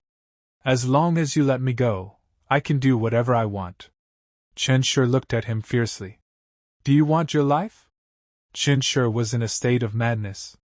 Facing Li Xiaoding's begging, Chen Shi just gave him a cold smile, and Li Xiaoding knew he couldn't run away. So when he begged for mercy, he secretly took out the golden talisman and used it. In the next second, a golden bell appeared to cover him. Chen Shi asked him angrily, "You are clearly a cultivator of the divine fetus mirror. Why don't you use magic? Did you forget the magic or forget how your divine fetus came?" After speaking, the right hand used a heavy 3 lightning strike to smash the golden talisman. It was just a punch that broke it. Even the only protection was gone. Li Xiaoding was really afraid of this matter. "Don't kill him." Chen Shi picked him up with one hand and asked the master to pry my head open and take away my divine fetus. "Do you want to live? I guess you can't imagine that I can survive such a serious injury. You should regret it now. Why didn't you kill him in the first place? Since I can survive, I must avenge this grudge." Li Xiaoding was scared to death. Yan Mang explained that it had nothing to do with me. This thing was stuffed by my family members. "I want money, I want money, I want women, I have women. I'm not interested in citizens." Chen Shi asked him to shut up. "Do you know how I've been through the past 2 years? How much suffering and how much grievance have I suffered?" Who knew that after 2 years, Li Xiaoding suddenly stopped and said, "Wait a minute. Did you just say that you were cut off from the divine fetus 2 years ago? But I was transplanted to someone else's divine fetus last year. Did you kill the wrong person?" After hearing this, Chen Shi directly asked Hao Lian, "What the hell?" and confirmed again. "Are you sure you were transplanted last year?" Li Xiaoding said there was evidence to be found. "You can just ask around." Chen Shi was fierce. He looked down and looked at his blood-stained palm. "So you're really not the one who took my divine fetus?" Li Xiaoding sighed, explaining that the divine fetus would be destroyed soon. "So if you were taken away 2 years ago, the divine fetus couldn't have been kept for a year before I was transplanted." After thinking about it, Chen Shi found that he seemed to have killed the wrong person. After all, he has never confirmed the enemy. It's just that when he heard the guesswork of Miss Z and her subordinates, Li Xiaoding got bolder. "You did a good job. Even if you killed my 7 imperial guards, you also killed Miss Z of the Ding family. The truth is a bit lawless, but it's in his words." Chen Shi shot again and cut off the flag. "Maybe you didn't take my divine fetus, but the one who was taken away by you must not be alive. So you're a guy who takes people's divine fetuses. You should die. Just take revenge for that person." Chen Shi was not afraid that the family behind these people would be in trouble. Anyway, at night the evil spirits would clean up the disaster here. No one could find him.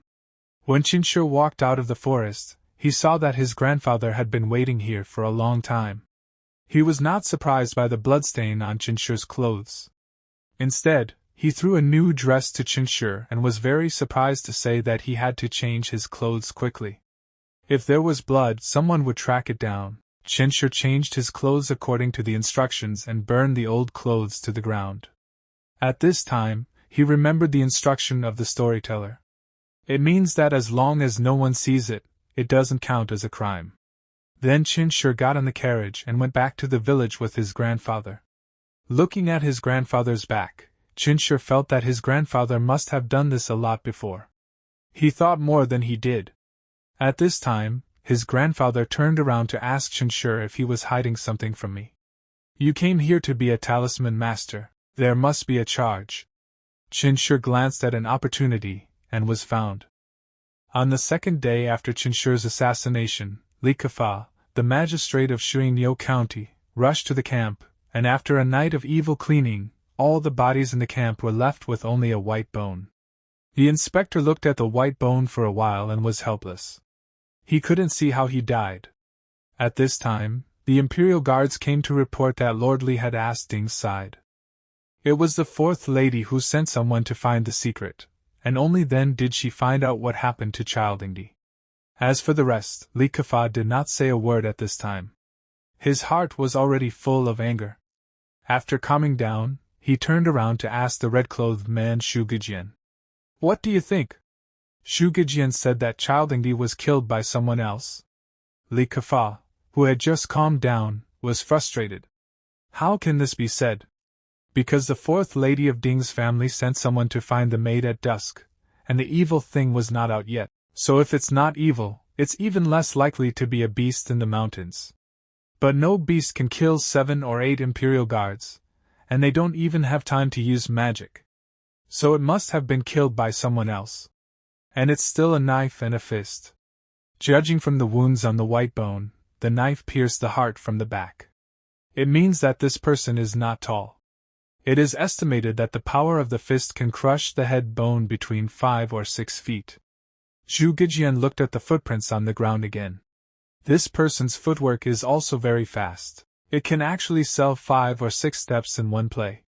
This is also why the Imperial Guards don't even have time to use magic, because they can't react at all. Li Kefa held his fist tightly after listening. Are you talking about this person's physical training?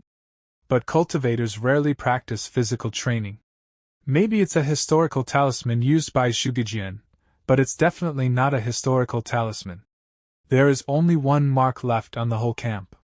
And this talisman is a golden talisman used by the child to defend himself. The murderer must be a small-bodied cultivator, or a master who has cultivated into a golden egg. He wants to hide his good magic and deliberately uses a fist and a knife to kill people. Although it has shrunk a lot, these conditions are still too difficult to find. Li Kefa is a little broken. Zhu Gujian laughed. Although this person is cautious, he is still a secret artist. He pointed to the remaining flesh bone on the paper. This person also brought a dog. It seems that the dog's footprint has been removed, but the bite mark on the bone can be seen that it was bitten by a fist. Li Kefa frowned. Will it be a wild dog or something? Zhu Gujian shook his head. If it's a wild dog or something, why would he eat the flesh in the pot and not touch the corpse on the ground? At this time, Zhu Gujian found a little bit of cinnabar powder. He glanced at me. Cinnabar is usually made from the blood of black dogs. It seems that it is still a black dog. It is specially used to extract dog blood to grind cinnabar to make a talisman. So this person's identity is a talisman master with a black dog. I guess he was invited by the child to draw a talisman. Li Kefa felt that there was so much speculation. It was better to ask the soul of the person who invited me to play. Zhu Gujian said helplessly after listening. In fact, I have just been invited once, but not only can't summon the child's soul, but even the soul of other Imperial Guards cannot be summoned. It seems that if you die in the hands of this talisman master, even the soul will disappear. Li Kefa was stunned. How is this possible? Could this person have eaten the soul when he was killing? Zhu Gujian also felt that it was not possible. In his impression, only evil and evil can eat the ghost soul. He guessed that this talisman master may have raised evil, or was resurrected by evil. Li Kefa also ordered Zhu Gujian to go after the child with the black dog. He must be alive. He wants to take revenge for his son in person. At night, Chen Shi did not know that he had been exposed. But even if he knew, it was useless. At this time, he once again experienced the pain of the ghost palm. He wanted to call his grandfather, but it was so painful that he could not say anything. Chen Shi can only stop his body with difficulty. Like the last time, he pushed the three-light spirit to suppress the ghost's palm after a moment of movement. Chen Shi was panting for the rest of his life. He guessed that it might be the people who killed Li Xiaoding. The reason for the overconsumption of food is the outbreak of the disease of the ghost's palm. The next day, Chen Shi woke up and came to the kitchen. His grandfather was holding a medicinal fan inside. For the effect of the medicinal fan, Chen Shi can feel that it is getting weaker and weaker. It seems that I still have to go to the true king's tomb to get the full three-light spirit. After experiencing the pain of the ghost's palm again, Chen Shi decided to go out for a walk. When he passed by the Yudai River and the riverside, he met a sad old lady burning paper money. He also said that he was going home. Chen Shi knew him and was from the next village. At this time last year, the other person's son was drowned here. At this time, a few young ghost souls appeared in the river. One of them was the son of the old lady. After seeing his mother, he shouted loudly and wanted to attract the attention of his mother. But no matter how he shouted, the old lady couldn't see him. The two young men behind him told him not to shout. It's useless. The living people can't see the ghost soul. You should be content. At least there is a mother to burn paper money for you. Unlike the two of us, the family probably doesn't know that we are drowned. It's said that it was to save you. Don't mention how wrongful it is. After shouting for a long time, he didn't respond. He cried bitterly. Mom, my feet are cramped in the mud. Why don't you come and save me? You can see the ghost soul of Chen Shi from a distance. You can see this scene clearly. You really can't see the bone separation. Forget it. Let's help him. After saying that, Chen Shi jumped into the river and swam down. Not long after Chen Shi jumped down, Zhu Gejian happened to bring people to the river. When he saw the old lady in the water flowing on the water surface, Zhu Gejian noticed that there was something strange. So he took out a yellow talisman and put it in his eyes. This is the eye talisman that can make him see the ghost god. With the use of the eye talisman, Zhu Gejian gradually began to see another world. He found that there was movement under the river. He could only see that the two young water ghosts were following Chen Shi. When they noticed that Chen Shi was trying to save Yushuan's corpse, they decided to leave Chen Shi with them with resentment. So one grabbed Chen Shi's neck and the other dragged Chen Shi's legs, intending to drown him. Zhu Gejian saw this scene and thought that Chen Shi was an ordinary child who had fallen into the water. If he was caught by the water ghost, he would be more ferocious. But as time went by, Zhu Gejian's face began to shock. Just because he saw that Chen Shi was very strong, he dragged the two water ghosts down to swim. Not long after, Chen Shi swam to the bottom of the river. He grabbed one of his arms from the mud and saved the covered corpse. He sent it back to the old lady. Zhu Gejian saw this scene clearly. The other party's strength and speed and cultivation were not like that of a child. At that moment, he doubted it. This strength seemed to be as good as a child's. Even within the tent, these mute would never be the opponent of that child. Chen Shi did not know that he was targeted. After handing the corpse to the old lady, he turned around and picked up the other two ghost bodies. Zhu Gejian did not expect the boy to do this. Obviously, the two water ghosts wanted to harm him just now. Why are you still willing to pick up their corpses? It seems that this young man is compassionate. How can he do it to complain? So Zhu Gejian came to Chen Shi and greeted him politely. I am Zhu Gejian, the god of water and cattle. I don't know what you call me. After Chen Shi saw that he was a man of the government, he felt bad. But on the surface, he still calmly introduced his name. Zhu Gejian first praised it. Chen Shi's little brother is really good at it. Then he revealed his purpose for coming here. We are here for a murder case. I want to ask you about a person. After Chen Shi heard it, he was cold and straight. Sure enough, he was found. Fortunately, he was not recognized. Chen Shi pretended to be a normal child. His uncle was scared by the murder case. What do you mean? What are you doing? Zhu Gejian gradually comforted the little brother without being afraid. The main thing is to ask you if there is a talisman master named Chen Yingdu in Huangpa village. After Chen Shi heard it, he relaxed his breath. It was a false alarm. It turned out that they were suspicious of his grandfather. Anyway, he was not killed by his grandfather. Check it out. What do you want to do with him? Zhu Gejian seemed to know Chen Shi, so he began to ask. How old is this Chen? Chen Shi said that he was about the same age as you. The words of age are almost old, and can't be moved. After hearing this description, the subordinates were reluctant to tell Zhu Gejian that the case was not done by Chen Yin. What should we do now? We have been to nearby villages these days. The county government has also sent people. The killer can still fly. After Zhu Gejian thought that the clue was cut off, a dog bark attracted his attention. It was the black pot who came to inform Chen Shi to let him go back to eat. After Zhu Gejian saw a black dog, he was shocked. Isn't this a trace left at the scene of the crime? Is the blood talisman a must-have black dog? He suddenly had an idea. He smiled and sat down to ask Chen Shi. This black dog looks good. I heard that the blood of this kind of dog is the most dangerous. After hearing this question, Chen Shi realized that the black pot was obviously exposed. In order to escape as soon as possible, he pretended to be a child and made a fuss. I won't sell it to you. Zhu Gejian didn't stop him. He just quietly looked at Chen Shi's figure. At this moment, he finally figured it out. If the killer is not an old man, but a 10-year-old little talisman master, this will not cause other people's defense. There is a chance to make a move. Interesting. Let me try it first. Chen Shi suddenly felt that a pair of sharp eyes behind him were shining at him. Extremely aggressive. Updated. After seeing Zhu Gejian's eyes on the black pot, Chen Shi knew that he was exposed, so he immediately found an excuse to escape. When he thought he had successfully escaped, Zhu Gejian's figure came to him in an instant. Chen Shi continued to pretend to be a child.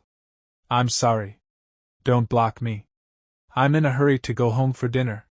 He even pushed the black pot out. You see, my black pot is weak and sick. The eyes are bad and the meat is hard. It must be delicious, so don't hit him. Zhu Gejian didn't pretend. A few days ago, Li Xiaoding died on Qianyang Mountain. There was a black dog next to the killer. This person is a talisman master. He should be about the same height as you. After hearing what the other party said so carefully, Chen Shi knew that he couldn't avoid it, so he decided to draw a knife and prepare to do it. But Zhu Gejian had already noticed that he had retreated several ranks in an instant. He knew that as long as he was not within a certain attack distance, Chen Shi could not do anything to him. The fact is that after seeing the other party's high alertness, Chen Shi also knew that he had lost his chance. Just when he was thinking about how to deal with this crisis, Zhu Gejian suddenly said, smiling at him. Chen Shi was scared and thought that the other party was going to do it. He hurried away from him, but this was just a test of Zhu Gejian. If he had maintained some doubts just now, and after seeing Chen Shi's exposed skills, he could have been 100% sure that the killer was Chen Shi. Chen Shi's face was black and he knew that the other party was testing himself, but he should say that he was very impressed with this guy. It was really amazing. At this time, Zhu Gejian continued to say that this distance was not very difficult for you, and I dared to fire a three-eyed gun within 100 steps. Chen Shi's internal force was flawless, and he could destroy and repair the body of the god, and he could be used as a big hammer or a long gun. How do you want to kill me? This strong momentum made Chen Shi cold sweat. He couldn't beat him, but he couldn't run away. Is he going to die here? Just when Chen Shi thought he was going to die, Zhu Gejian took the gun back, and he laughed at the little brother when he made a mistake in the future. Don't leave any traces, or if you leave it in my hands, it's another ending. After saying that, he turned around and left in Chen Shi's surprised eyes. Chen Shi asked him confidently, Don't you catch me and go back? Zhu Gejian stopped, and you don't care if the water ghost wants to kill you, but they still care. I think you are a little interesting, and Li Xiaoding is not an innocent person.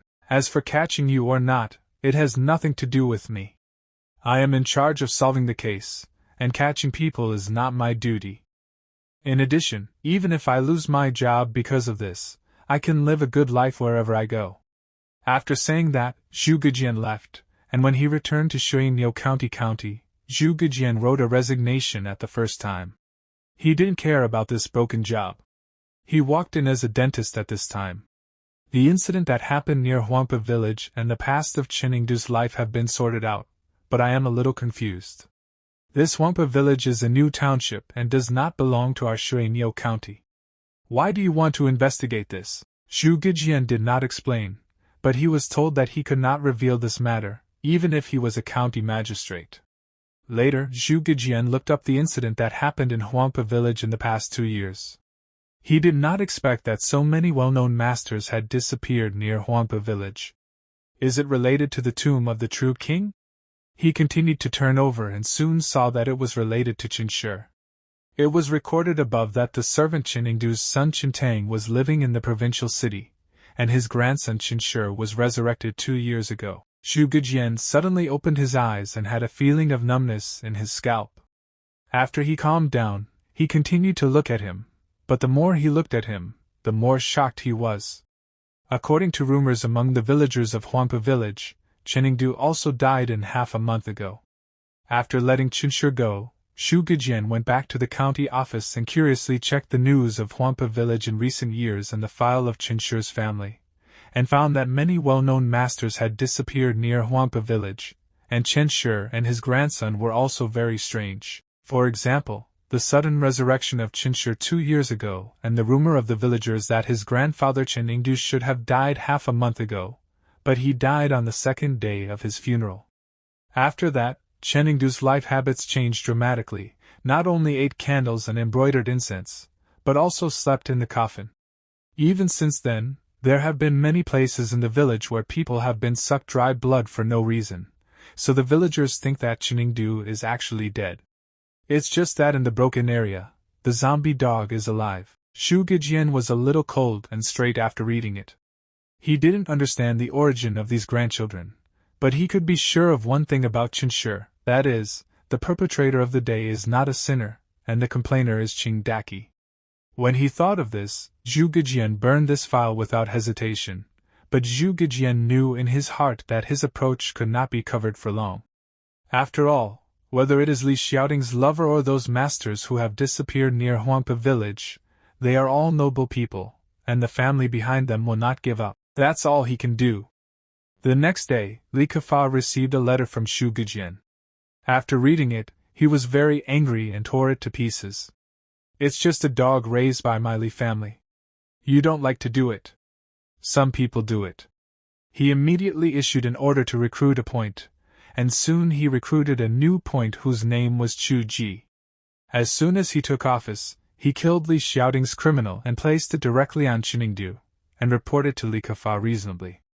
At that time, in the village market near the camp, there was only Chen Yingdu, a talisman master, selling talismans. So if the murderer who killed Li Gongzi is a talisman master, it must be that old thing. At this time, Li Kefa only wanted to avenge Wei Er, whether it was true or not, and directly notified all his subordinates to gather and prepare to go to Huampa village to catch the murderer. Soon, Li Kefa took the Yaming and Li's family to worship the master.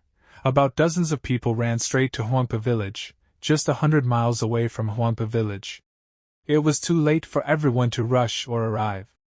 It was getting late. An old Yaming and Chu Ji proposed not to rush again. The master's village was not as good as the county. There were a lot of evil things in the village, but Chu Ji did not dare to do it. Our team has 34 embroiderers and 17 players. They are all masters who have been cultivated into a mirror of the divine fetus and a magic weapon, let alone evil things. Even if it is broken, it is estimated that it has not been approached by our divine light chain. What's more, there's nothing to worry about, and Li Kefa is eager to revenge, so he won't waste time. Let's keep going. It's night time. When Li Kefa and the others walked to a forest, they suddenly heard the cry of a baby. Li Kefa took the opportunity to send someone to see Chu Ji. Chu Ji looked at the Yaming next to him. Li Ying, you go? Li Ying was a little scared, but he still had the courage to drive the divine fetus. If there is a lantern on the top of his head, the divine light will shine on the road ahead.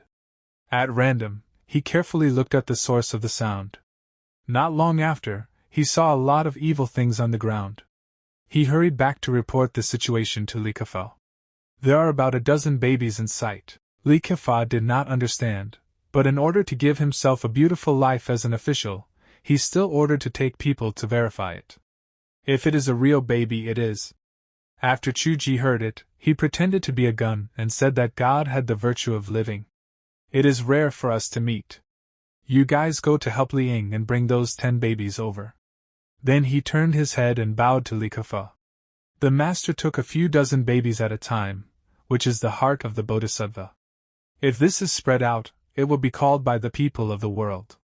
After Li Kefa heard it, he rarely showed a smile. That's what he meant. With the beauty of the baby this time, he will be able to get the importance of the family. In the future, take a few more. Are you afraid that you don't have a son? But after a while, Li Ying said in a hurry that the master may not have enough people. It seems that there are more than a dozen babies, at least 30 or 40. At this time, the cries of the babies in the woods increased. Chuji was noisy and the divine color began to waver. He realized that something was wrong. At that moment, he opened his mouth to remind the master that there was a problem. After Li Kefa heard it, he looked around.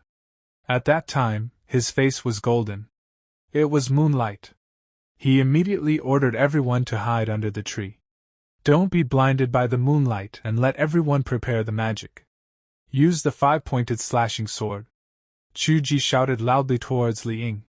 You hurry up and hold the child back. Let's go help again. The sound of the babies crying is getting closer and closer in the woods. Only to see Li Ying and others slowly walk out of the woods.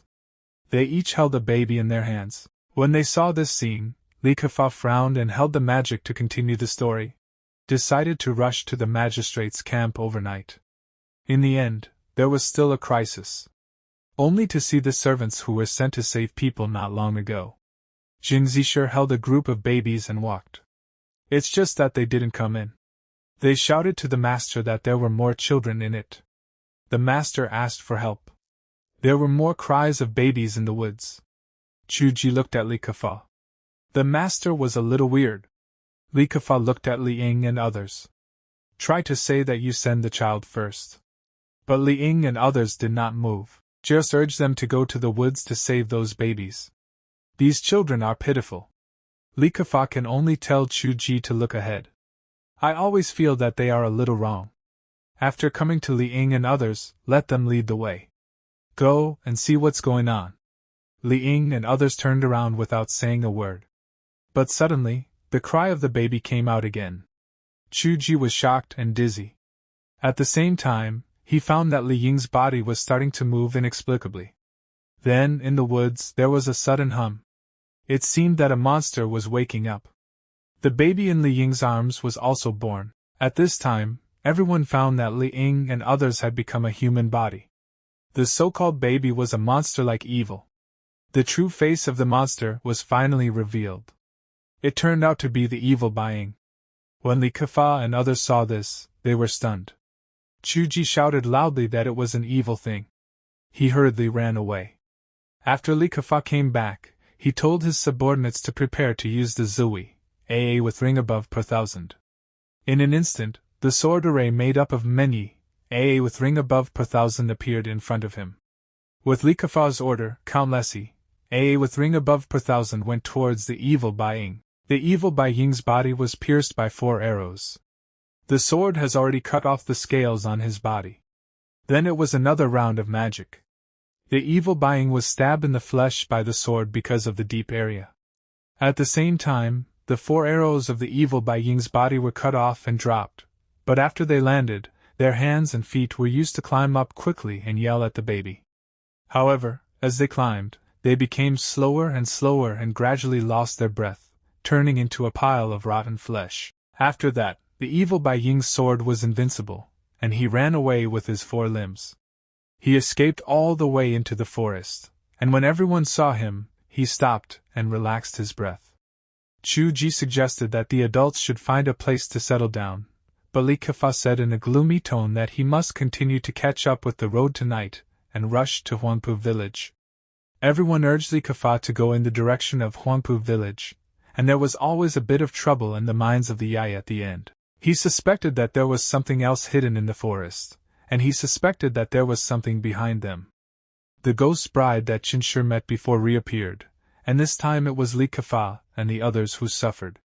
Just now, Li Kefa and the others ran away and Buying chose to continue on their way, but the old Yai who was walking at the end felt something was wrong and felt that there was something behind him. The other Yai told him not to be suspicious, and it made me nervous. As a result, a pair of ghost hands suddenly touched the old Yai. The old Yai's warning words could not be said and he was killed by Kacha. Just now, the Yai heard the sound and was curious to look back and was scared to pee by the old Yai's miserable state. After a while, his miserable scream came and alarmed the people in front of him, Li Kefa and the others.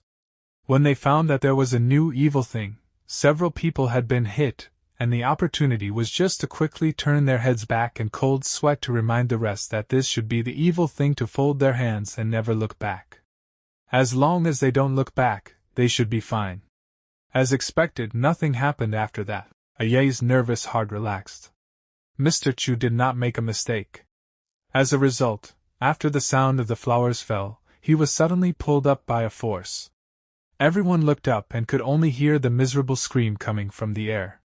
The Yai was flying at a surprising speed towards the sky. It turned out that there was a new evil thing, Chen Shi. Everyone was shivering with cold sweat, and then Li Kefa, who had always been confident, was scared to pee. Why is the countryside of Xinjiang so dangerous? 3 kinds of evil things have appeared in less than an hour. If I had known this, I would not have rushed to the road overnight. Mr. Chu then asked again, Sir, do you want to find a place to spend the night? But at this time, there was another scream in front of him. Everyone looked up and saw a lot of foxes and monsters singing and dancing. And behind them, the blood-red sedan chair was floating in the air. As the sedan chair was blown up, there was a bride with a phoenix crown in the sedan chair. Next to it was a frightened scholar who should not have had time to hide in the village before dark. It was the unlucky egg that Chen Shi had met before. When the lotus was blown up again, the scholar and the ghost bride were no longer visible. There was only a pile of bones left. Chu Ji saw this scene and was shocked to the tomb. After returning to the god, he was almost born. Li Kefa once again let everyone see it. In a blink of an eye, countless slashing swords and spells went towards the sedan chair, but the result was easily opened. The green smoke rolled in as Chu Ji opened his eyes again, and he saw that he was already sitting in the sedan chair. The clothes on his body also became bridegroom clothes. The ghost bride was in front of him, looking at the ghost bride. Chu Ji was terrified and shouted, I have become a family. Can you stop looking for me? The ghost bride said, I don't mind. As soon as the ghost bride appeared, she hunted down the sedan chair next to Li Kefa. With a scream, Li Kefa realized that Chu Ji was likely to be killed. He shouted in a cold voice to drive the god away. The god was suddenly huge.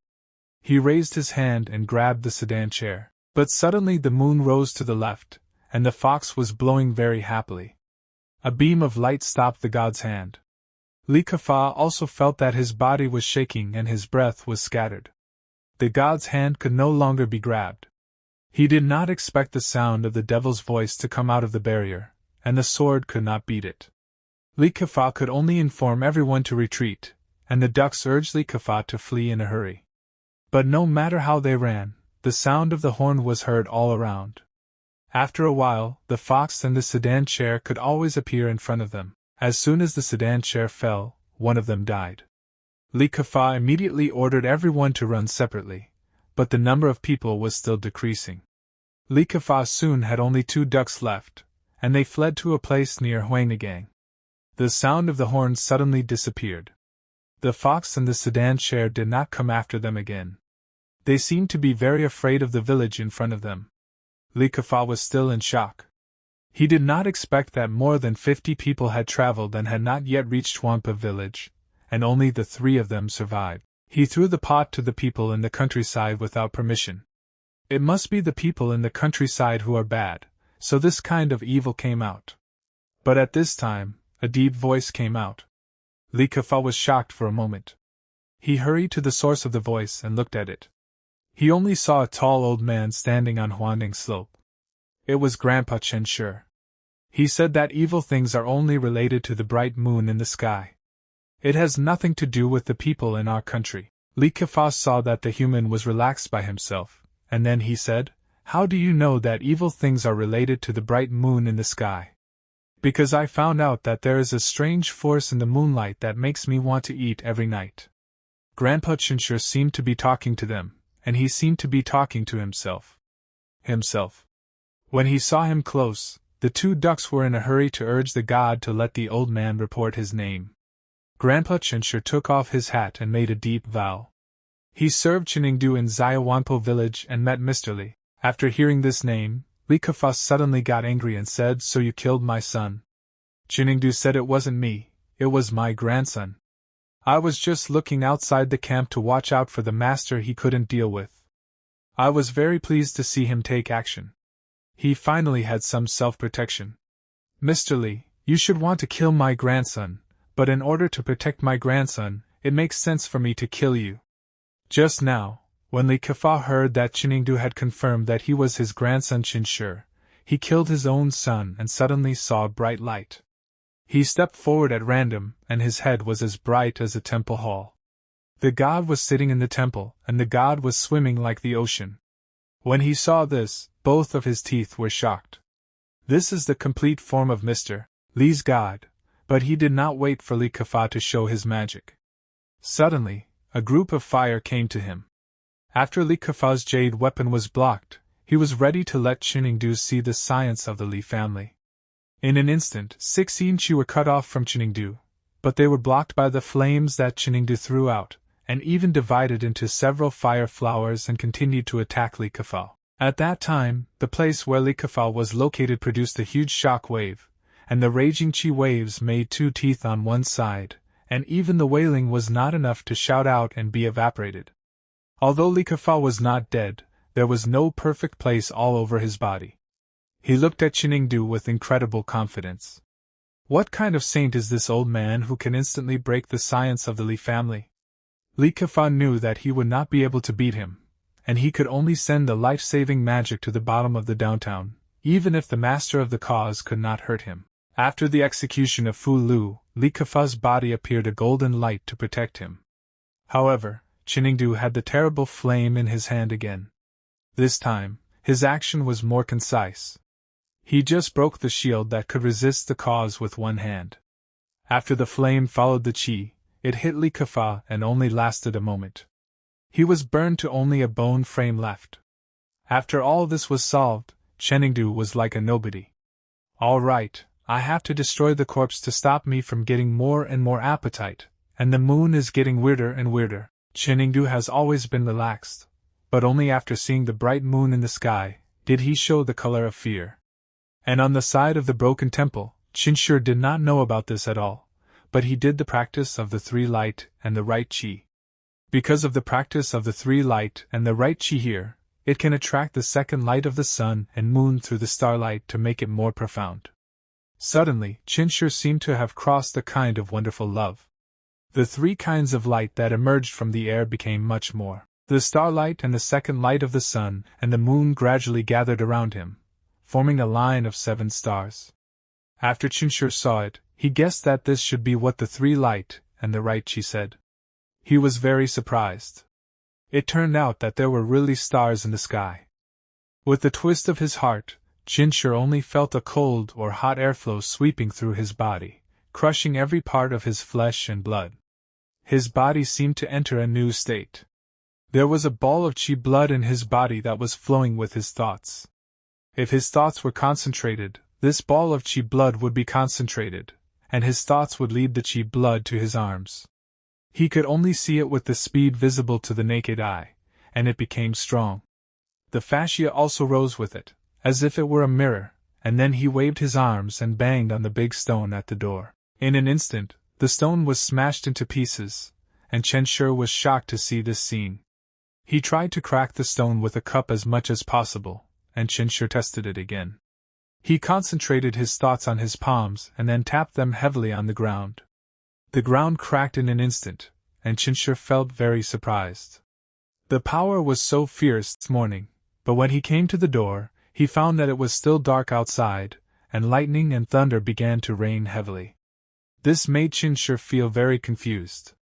Why is there sunshine in the house? The outside is a completely different scene. Is there a difference in space and time in and out of the temple? It's really a little weird. He looked at it in the sun and found that the top of his head was another blue sky. It seems that it was the sun that made his 3-light chi speed up by 30% or 40%.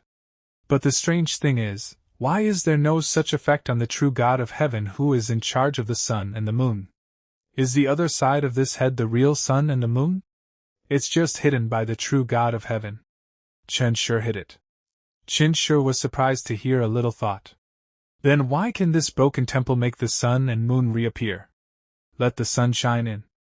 Who was the one who worshipped this broken temple in the past? Why did it suddenly rise from the bottom of the ground? A series of doubts and troubles in Chen Shi's heart. Maybe Grandpa can answer, but obviously he won't tell him. At most, he will only say that it will be twice as much at night. This makes Chen Shi feel very confused. I really want to figure out the truth behind all this. Tired, he gradually closed his eyes. When Chen Shi opened his eyes again, he heard the cry of the black pot. He found that it was already dawn outside. Chen Shi walked up to laugh. The black pot is what Grandpa told you to find me. Grandpa must be very worried about me. Then he took the black pot down the mountain. On the way, he asked the black pot again. If I plan to ask for help, I will not be able to find you. You said that Grandpa would agree to repair the broken temple. The black pot called twice to respond to him. You said that my money was spent by Grandpa. It's impossible. How could Grandpa cheat the child's money? One person, one dog, ran to Huangpu village while chatting like this, until the sky suddenly became unusually bright. Chen Shi raised his head and looked at the cloth oil and stood up. He only saw a burning stone. He broke through the sky from the sky and came straight here. Soon he flew over from Chen Shi's head. Under the watchful eye of one person and one dog, the stone hit accurately. Chen Shi was not long before he stayed in that broken temple. After seeing this scene, Chen Shi felt unbelievable. It's over. My temple. But the more dangerous thing is still behind. Many fallen stones have fallen on the mountain. Chen Shi can only hold the black pot and run away. At the critical moment, he jumped into the nearby river and looked at the shocking scene outside. Chen Shi was confused. How could this be? Was the guess last night right? The broken temple leaked the sky, so he was punished by the real God. At this time, Chen Shi and the black cloth hid in the river for a while, and only came back to the surface after a while. After Chen Shi saw the scene in front of him, he was shocked and could not speak. What happened in front of him was extremely tragic. It was a disaster of the level of natural disasters. Not long ago, he was still thinking about the repair of the broken temple. At this time, he was also smashed into powder. Even the barren mountain that carried the broken temple from the bottom of the ground has been moved to a flat land. Chen Shi didn't understand why. He looked at the two suns in the sky, which were the two huge eyes of the real God outside the sky. He was looking at the earth. Everything was clear and clear in front of him. When Chen Shi came back to the door, he saw a villager knocking on the door. He was in a hurry to shout, Chen Shi is about to open the door. Our village is in trouble. Chen Shi asked him what happened. The man said that we had a blood feud and lost several children. He wanted Chen Shi to help remove the blood. Chen Shi looked around and found that the caravan was not there. The grandfather should not be at home. He told the man that the grandfather would probably come back in the afternoon. Who knew that after hearing this news, the man collapsed instantly. At that time, I was afraid that people would die. Chen Shi thought about it. This is a good opportunity, but it can't be wasted. So he asked the man with a smile, the one who helped you remove the blood, do you have any money? The man took out a few pieces of silver and said that there were 4 or 5 taels of silver. It means that all of our Huanyang village can only get this money. Chen Shi grabbed the silver and put it in his hand. No problem, I'll take it. Leave this business to me. My grandfather is Chen Shi. I am also Chen Shi. You can rest assured. Wait for me for a while. I'll pack up my luggage and go with you. The man stared at his pocket. He always felt that Chen Shi was not reliable. After a while, Chen Shi packed up and went out with a bookcase full of things. It turned out that Chen Shi wanted to save money so that he could spend the next time he met a broken temple that was suitable for cultivation. Finally, Chen Shi left a letter under the token and told his grandfather that he was in Huanyang village in case he was in danger. He waited for his grandfather to come to his rescue and then left with a bookcase and a man. On the way, the other party also talked about the specific situation. There is a family in Huanyang village whose last name is Tian. They usually behave themselves. But one day, all the young men and women of the Tian family died. Later there was a rumor that Tian's house was haunted. After a long time, it became a deserted house, but there were children who did not listen and went to practice. As a result, when they came back, they were poisoned. They kept staring at their faces and repeated who peed on the bed. At first, everyone didn't take it seriously, but the children's words were soon read. One night, after a villager's child peed on the bed, his mother saw the child being swallowed by a big mouth of a blood basin. Why did the villagers who had to protect die because of the blood? Just now, after learning that the Huanyang village had suffered a major accident, Chen Shi also felt quite evil, and there was even blood on the children's bed. The villagers also said that more than that. Later, other people did not let the children drink water, fearing that they would be eaten by the bed at night. But who knew that the child named Lu Fuge peed on the day of the day, and was also rolled away by a long tongue that fell from the sky? Chen Shi frantically frowned, and there was blood in the daytime. Did the godmother of your village not drive the blood for you? The villagers shook their heads.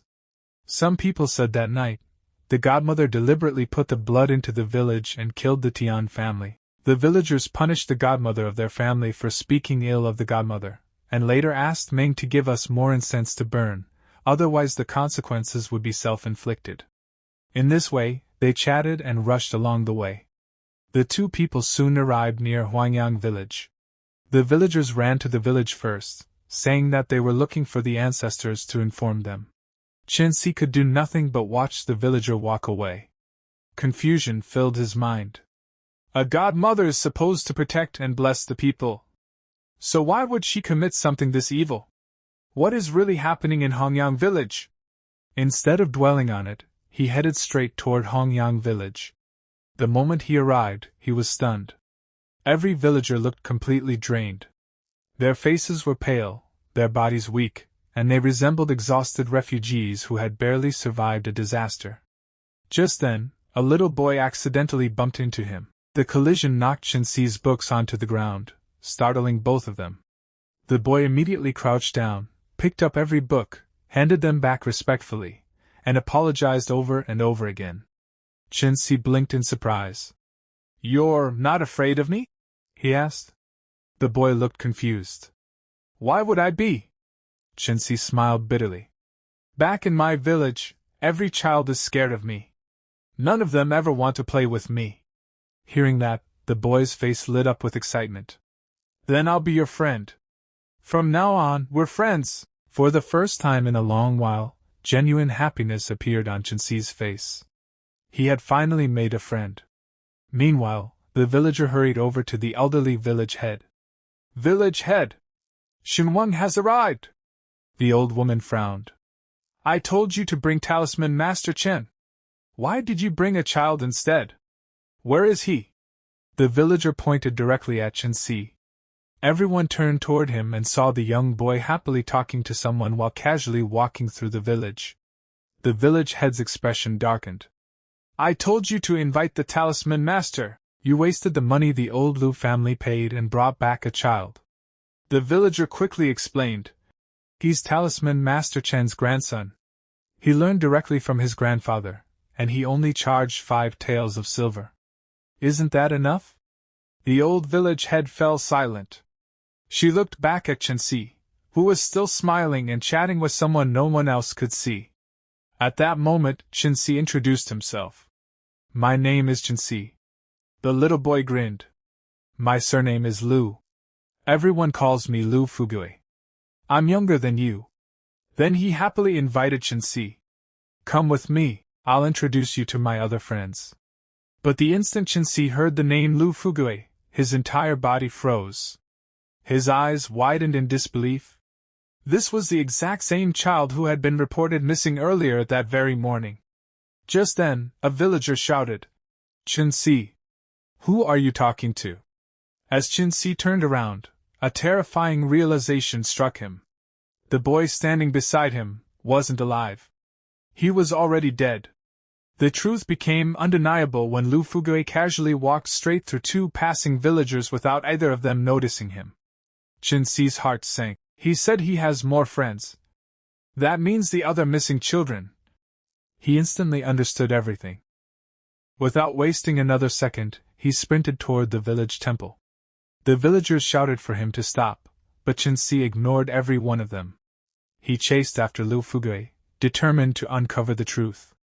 The little ghost led him directly to the temple. Chen Shi pushed open the ancient wooden doors and stepped inside. A massive statue of the village's godmother stood in the center. Offerings of steamed buns and fresh meat were neatly placed before the altar. Chen Shi quietly set down his belongings. Then, he heard chewing. Looking toward the altar, his pupils shrank. The so-called godmother was greedily devouring the villagers' offerings, stuffing buns and meat into her mouth like a starving beast. Chen Shi instantly recognized her. So, this is the godmother worshipped by Hongyang village. At that moment, Lu Fugui returned with 4 other ghostly children. Excitedly, he said, Chen Shi is my friend. He can see us. He can help bring our parents here. The moment the other children heard that, all 4 of them immediately dropped to their knees before Chen Shi. With tears in their eyes, they begged, Please bring our parents here. We want them to take us home. Seeing them, Chen Shi finally understood. These were all the missing children. Lu Fugui looked at him hopefully. Please bring the adults from our families. We want to go home. Chen Shi lowered his head. His heart ached. They didn't even realize they had already died. A surge of rage exploded inside him. He marched straight toward the godmother. You're the godmother worshipped by this entire village. Shouldn't you be protecting them instead? The creature suddenly stopped eating. Without turning around, she chuckled. Where did this little brat come from? Then she slowly turned her head. Her horrifying, monstrous face was finally revealed. A sinister grin spread across her lips as she stared directly at Chen Shi. Heh! Are you tired of living?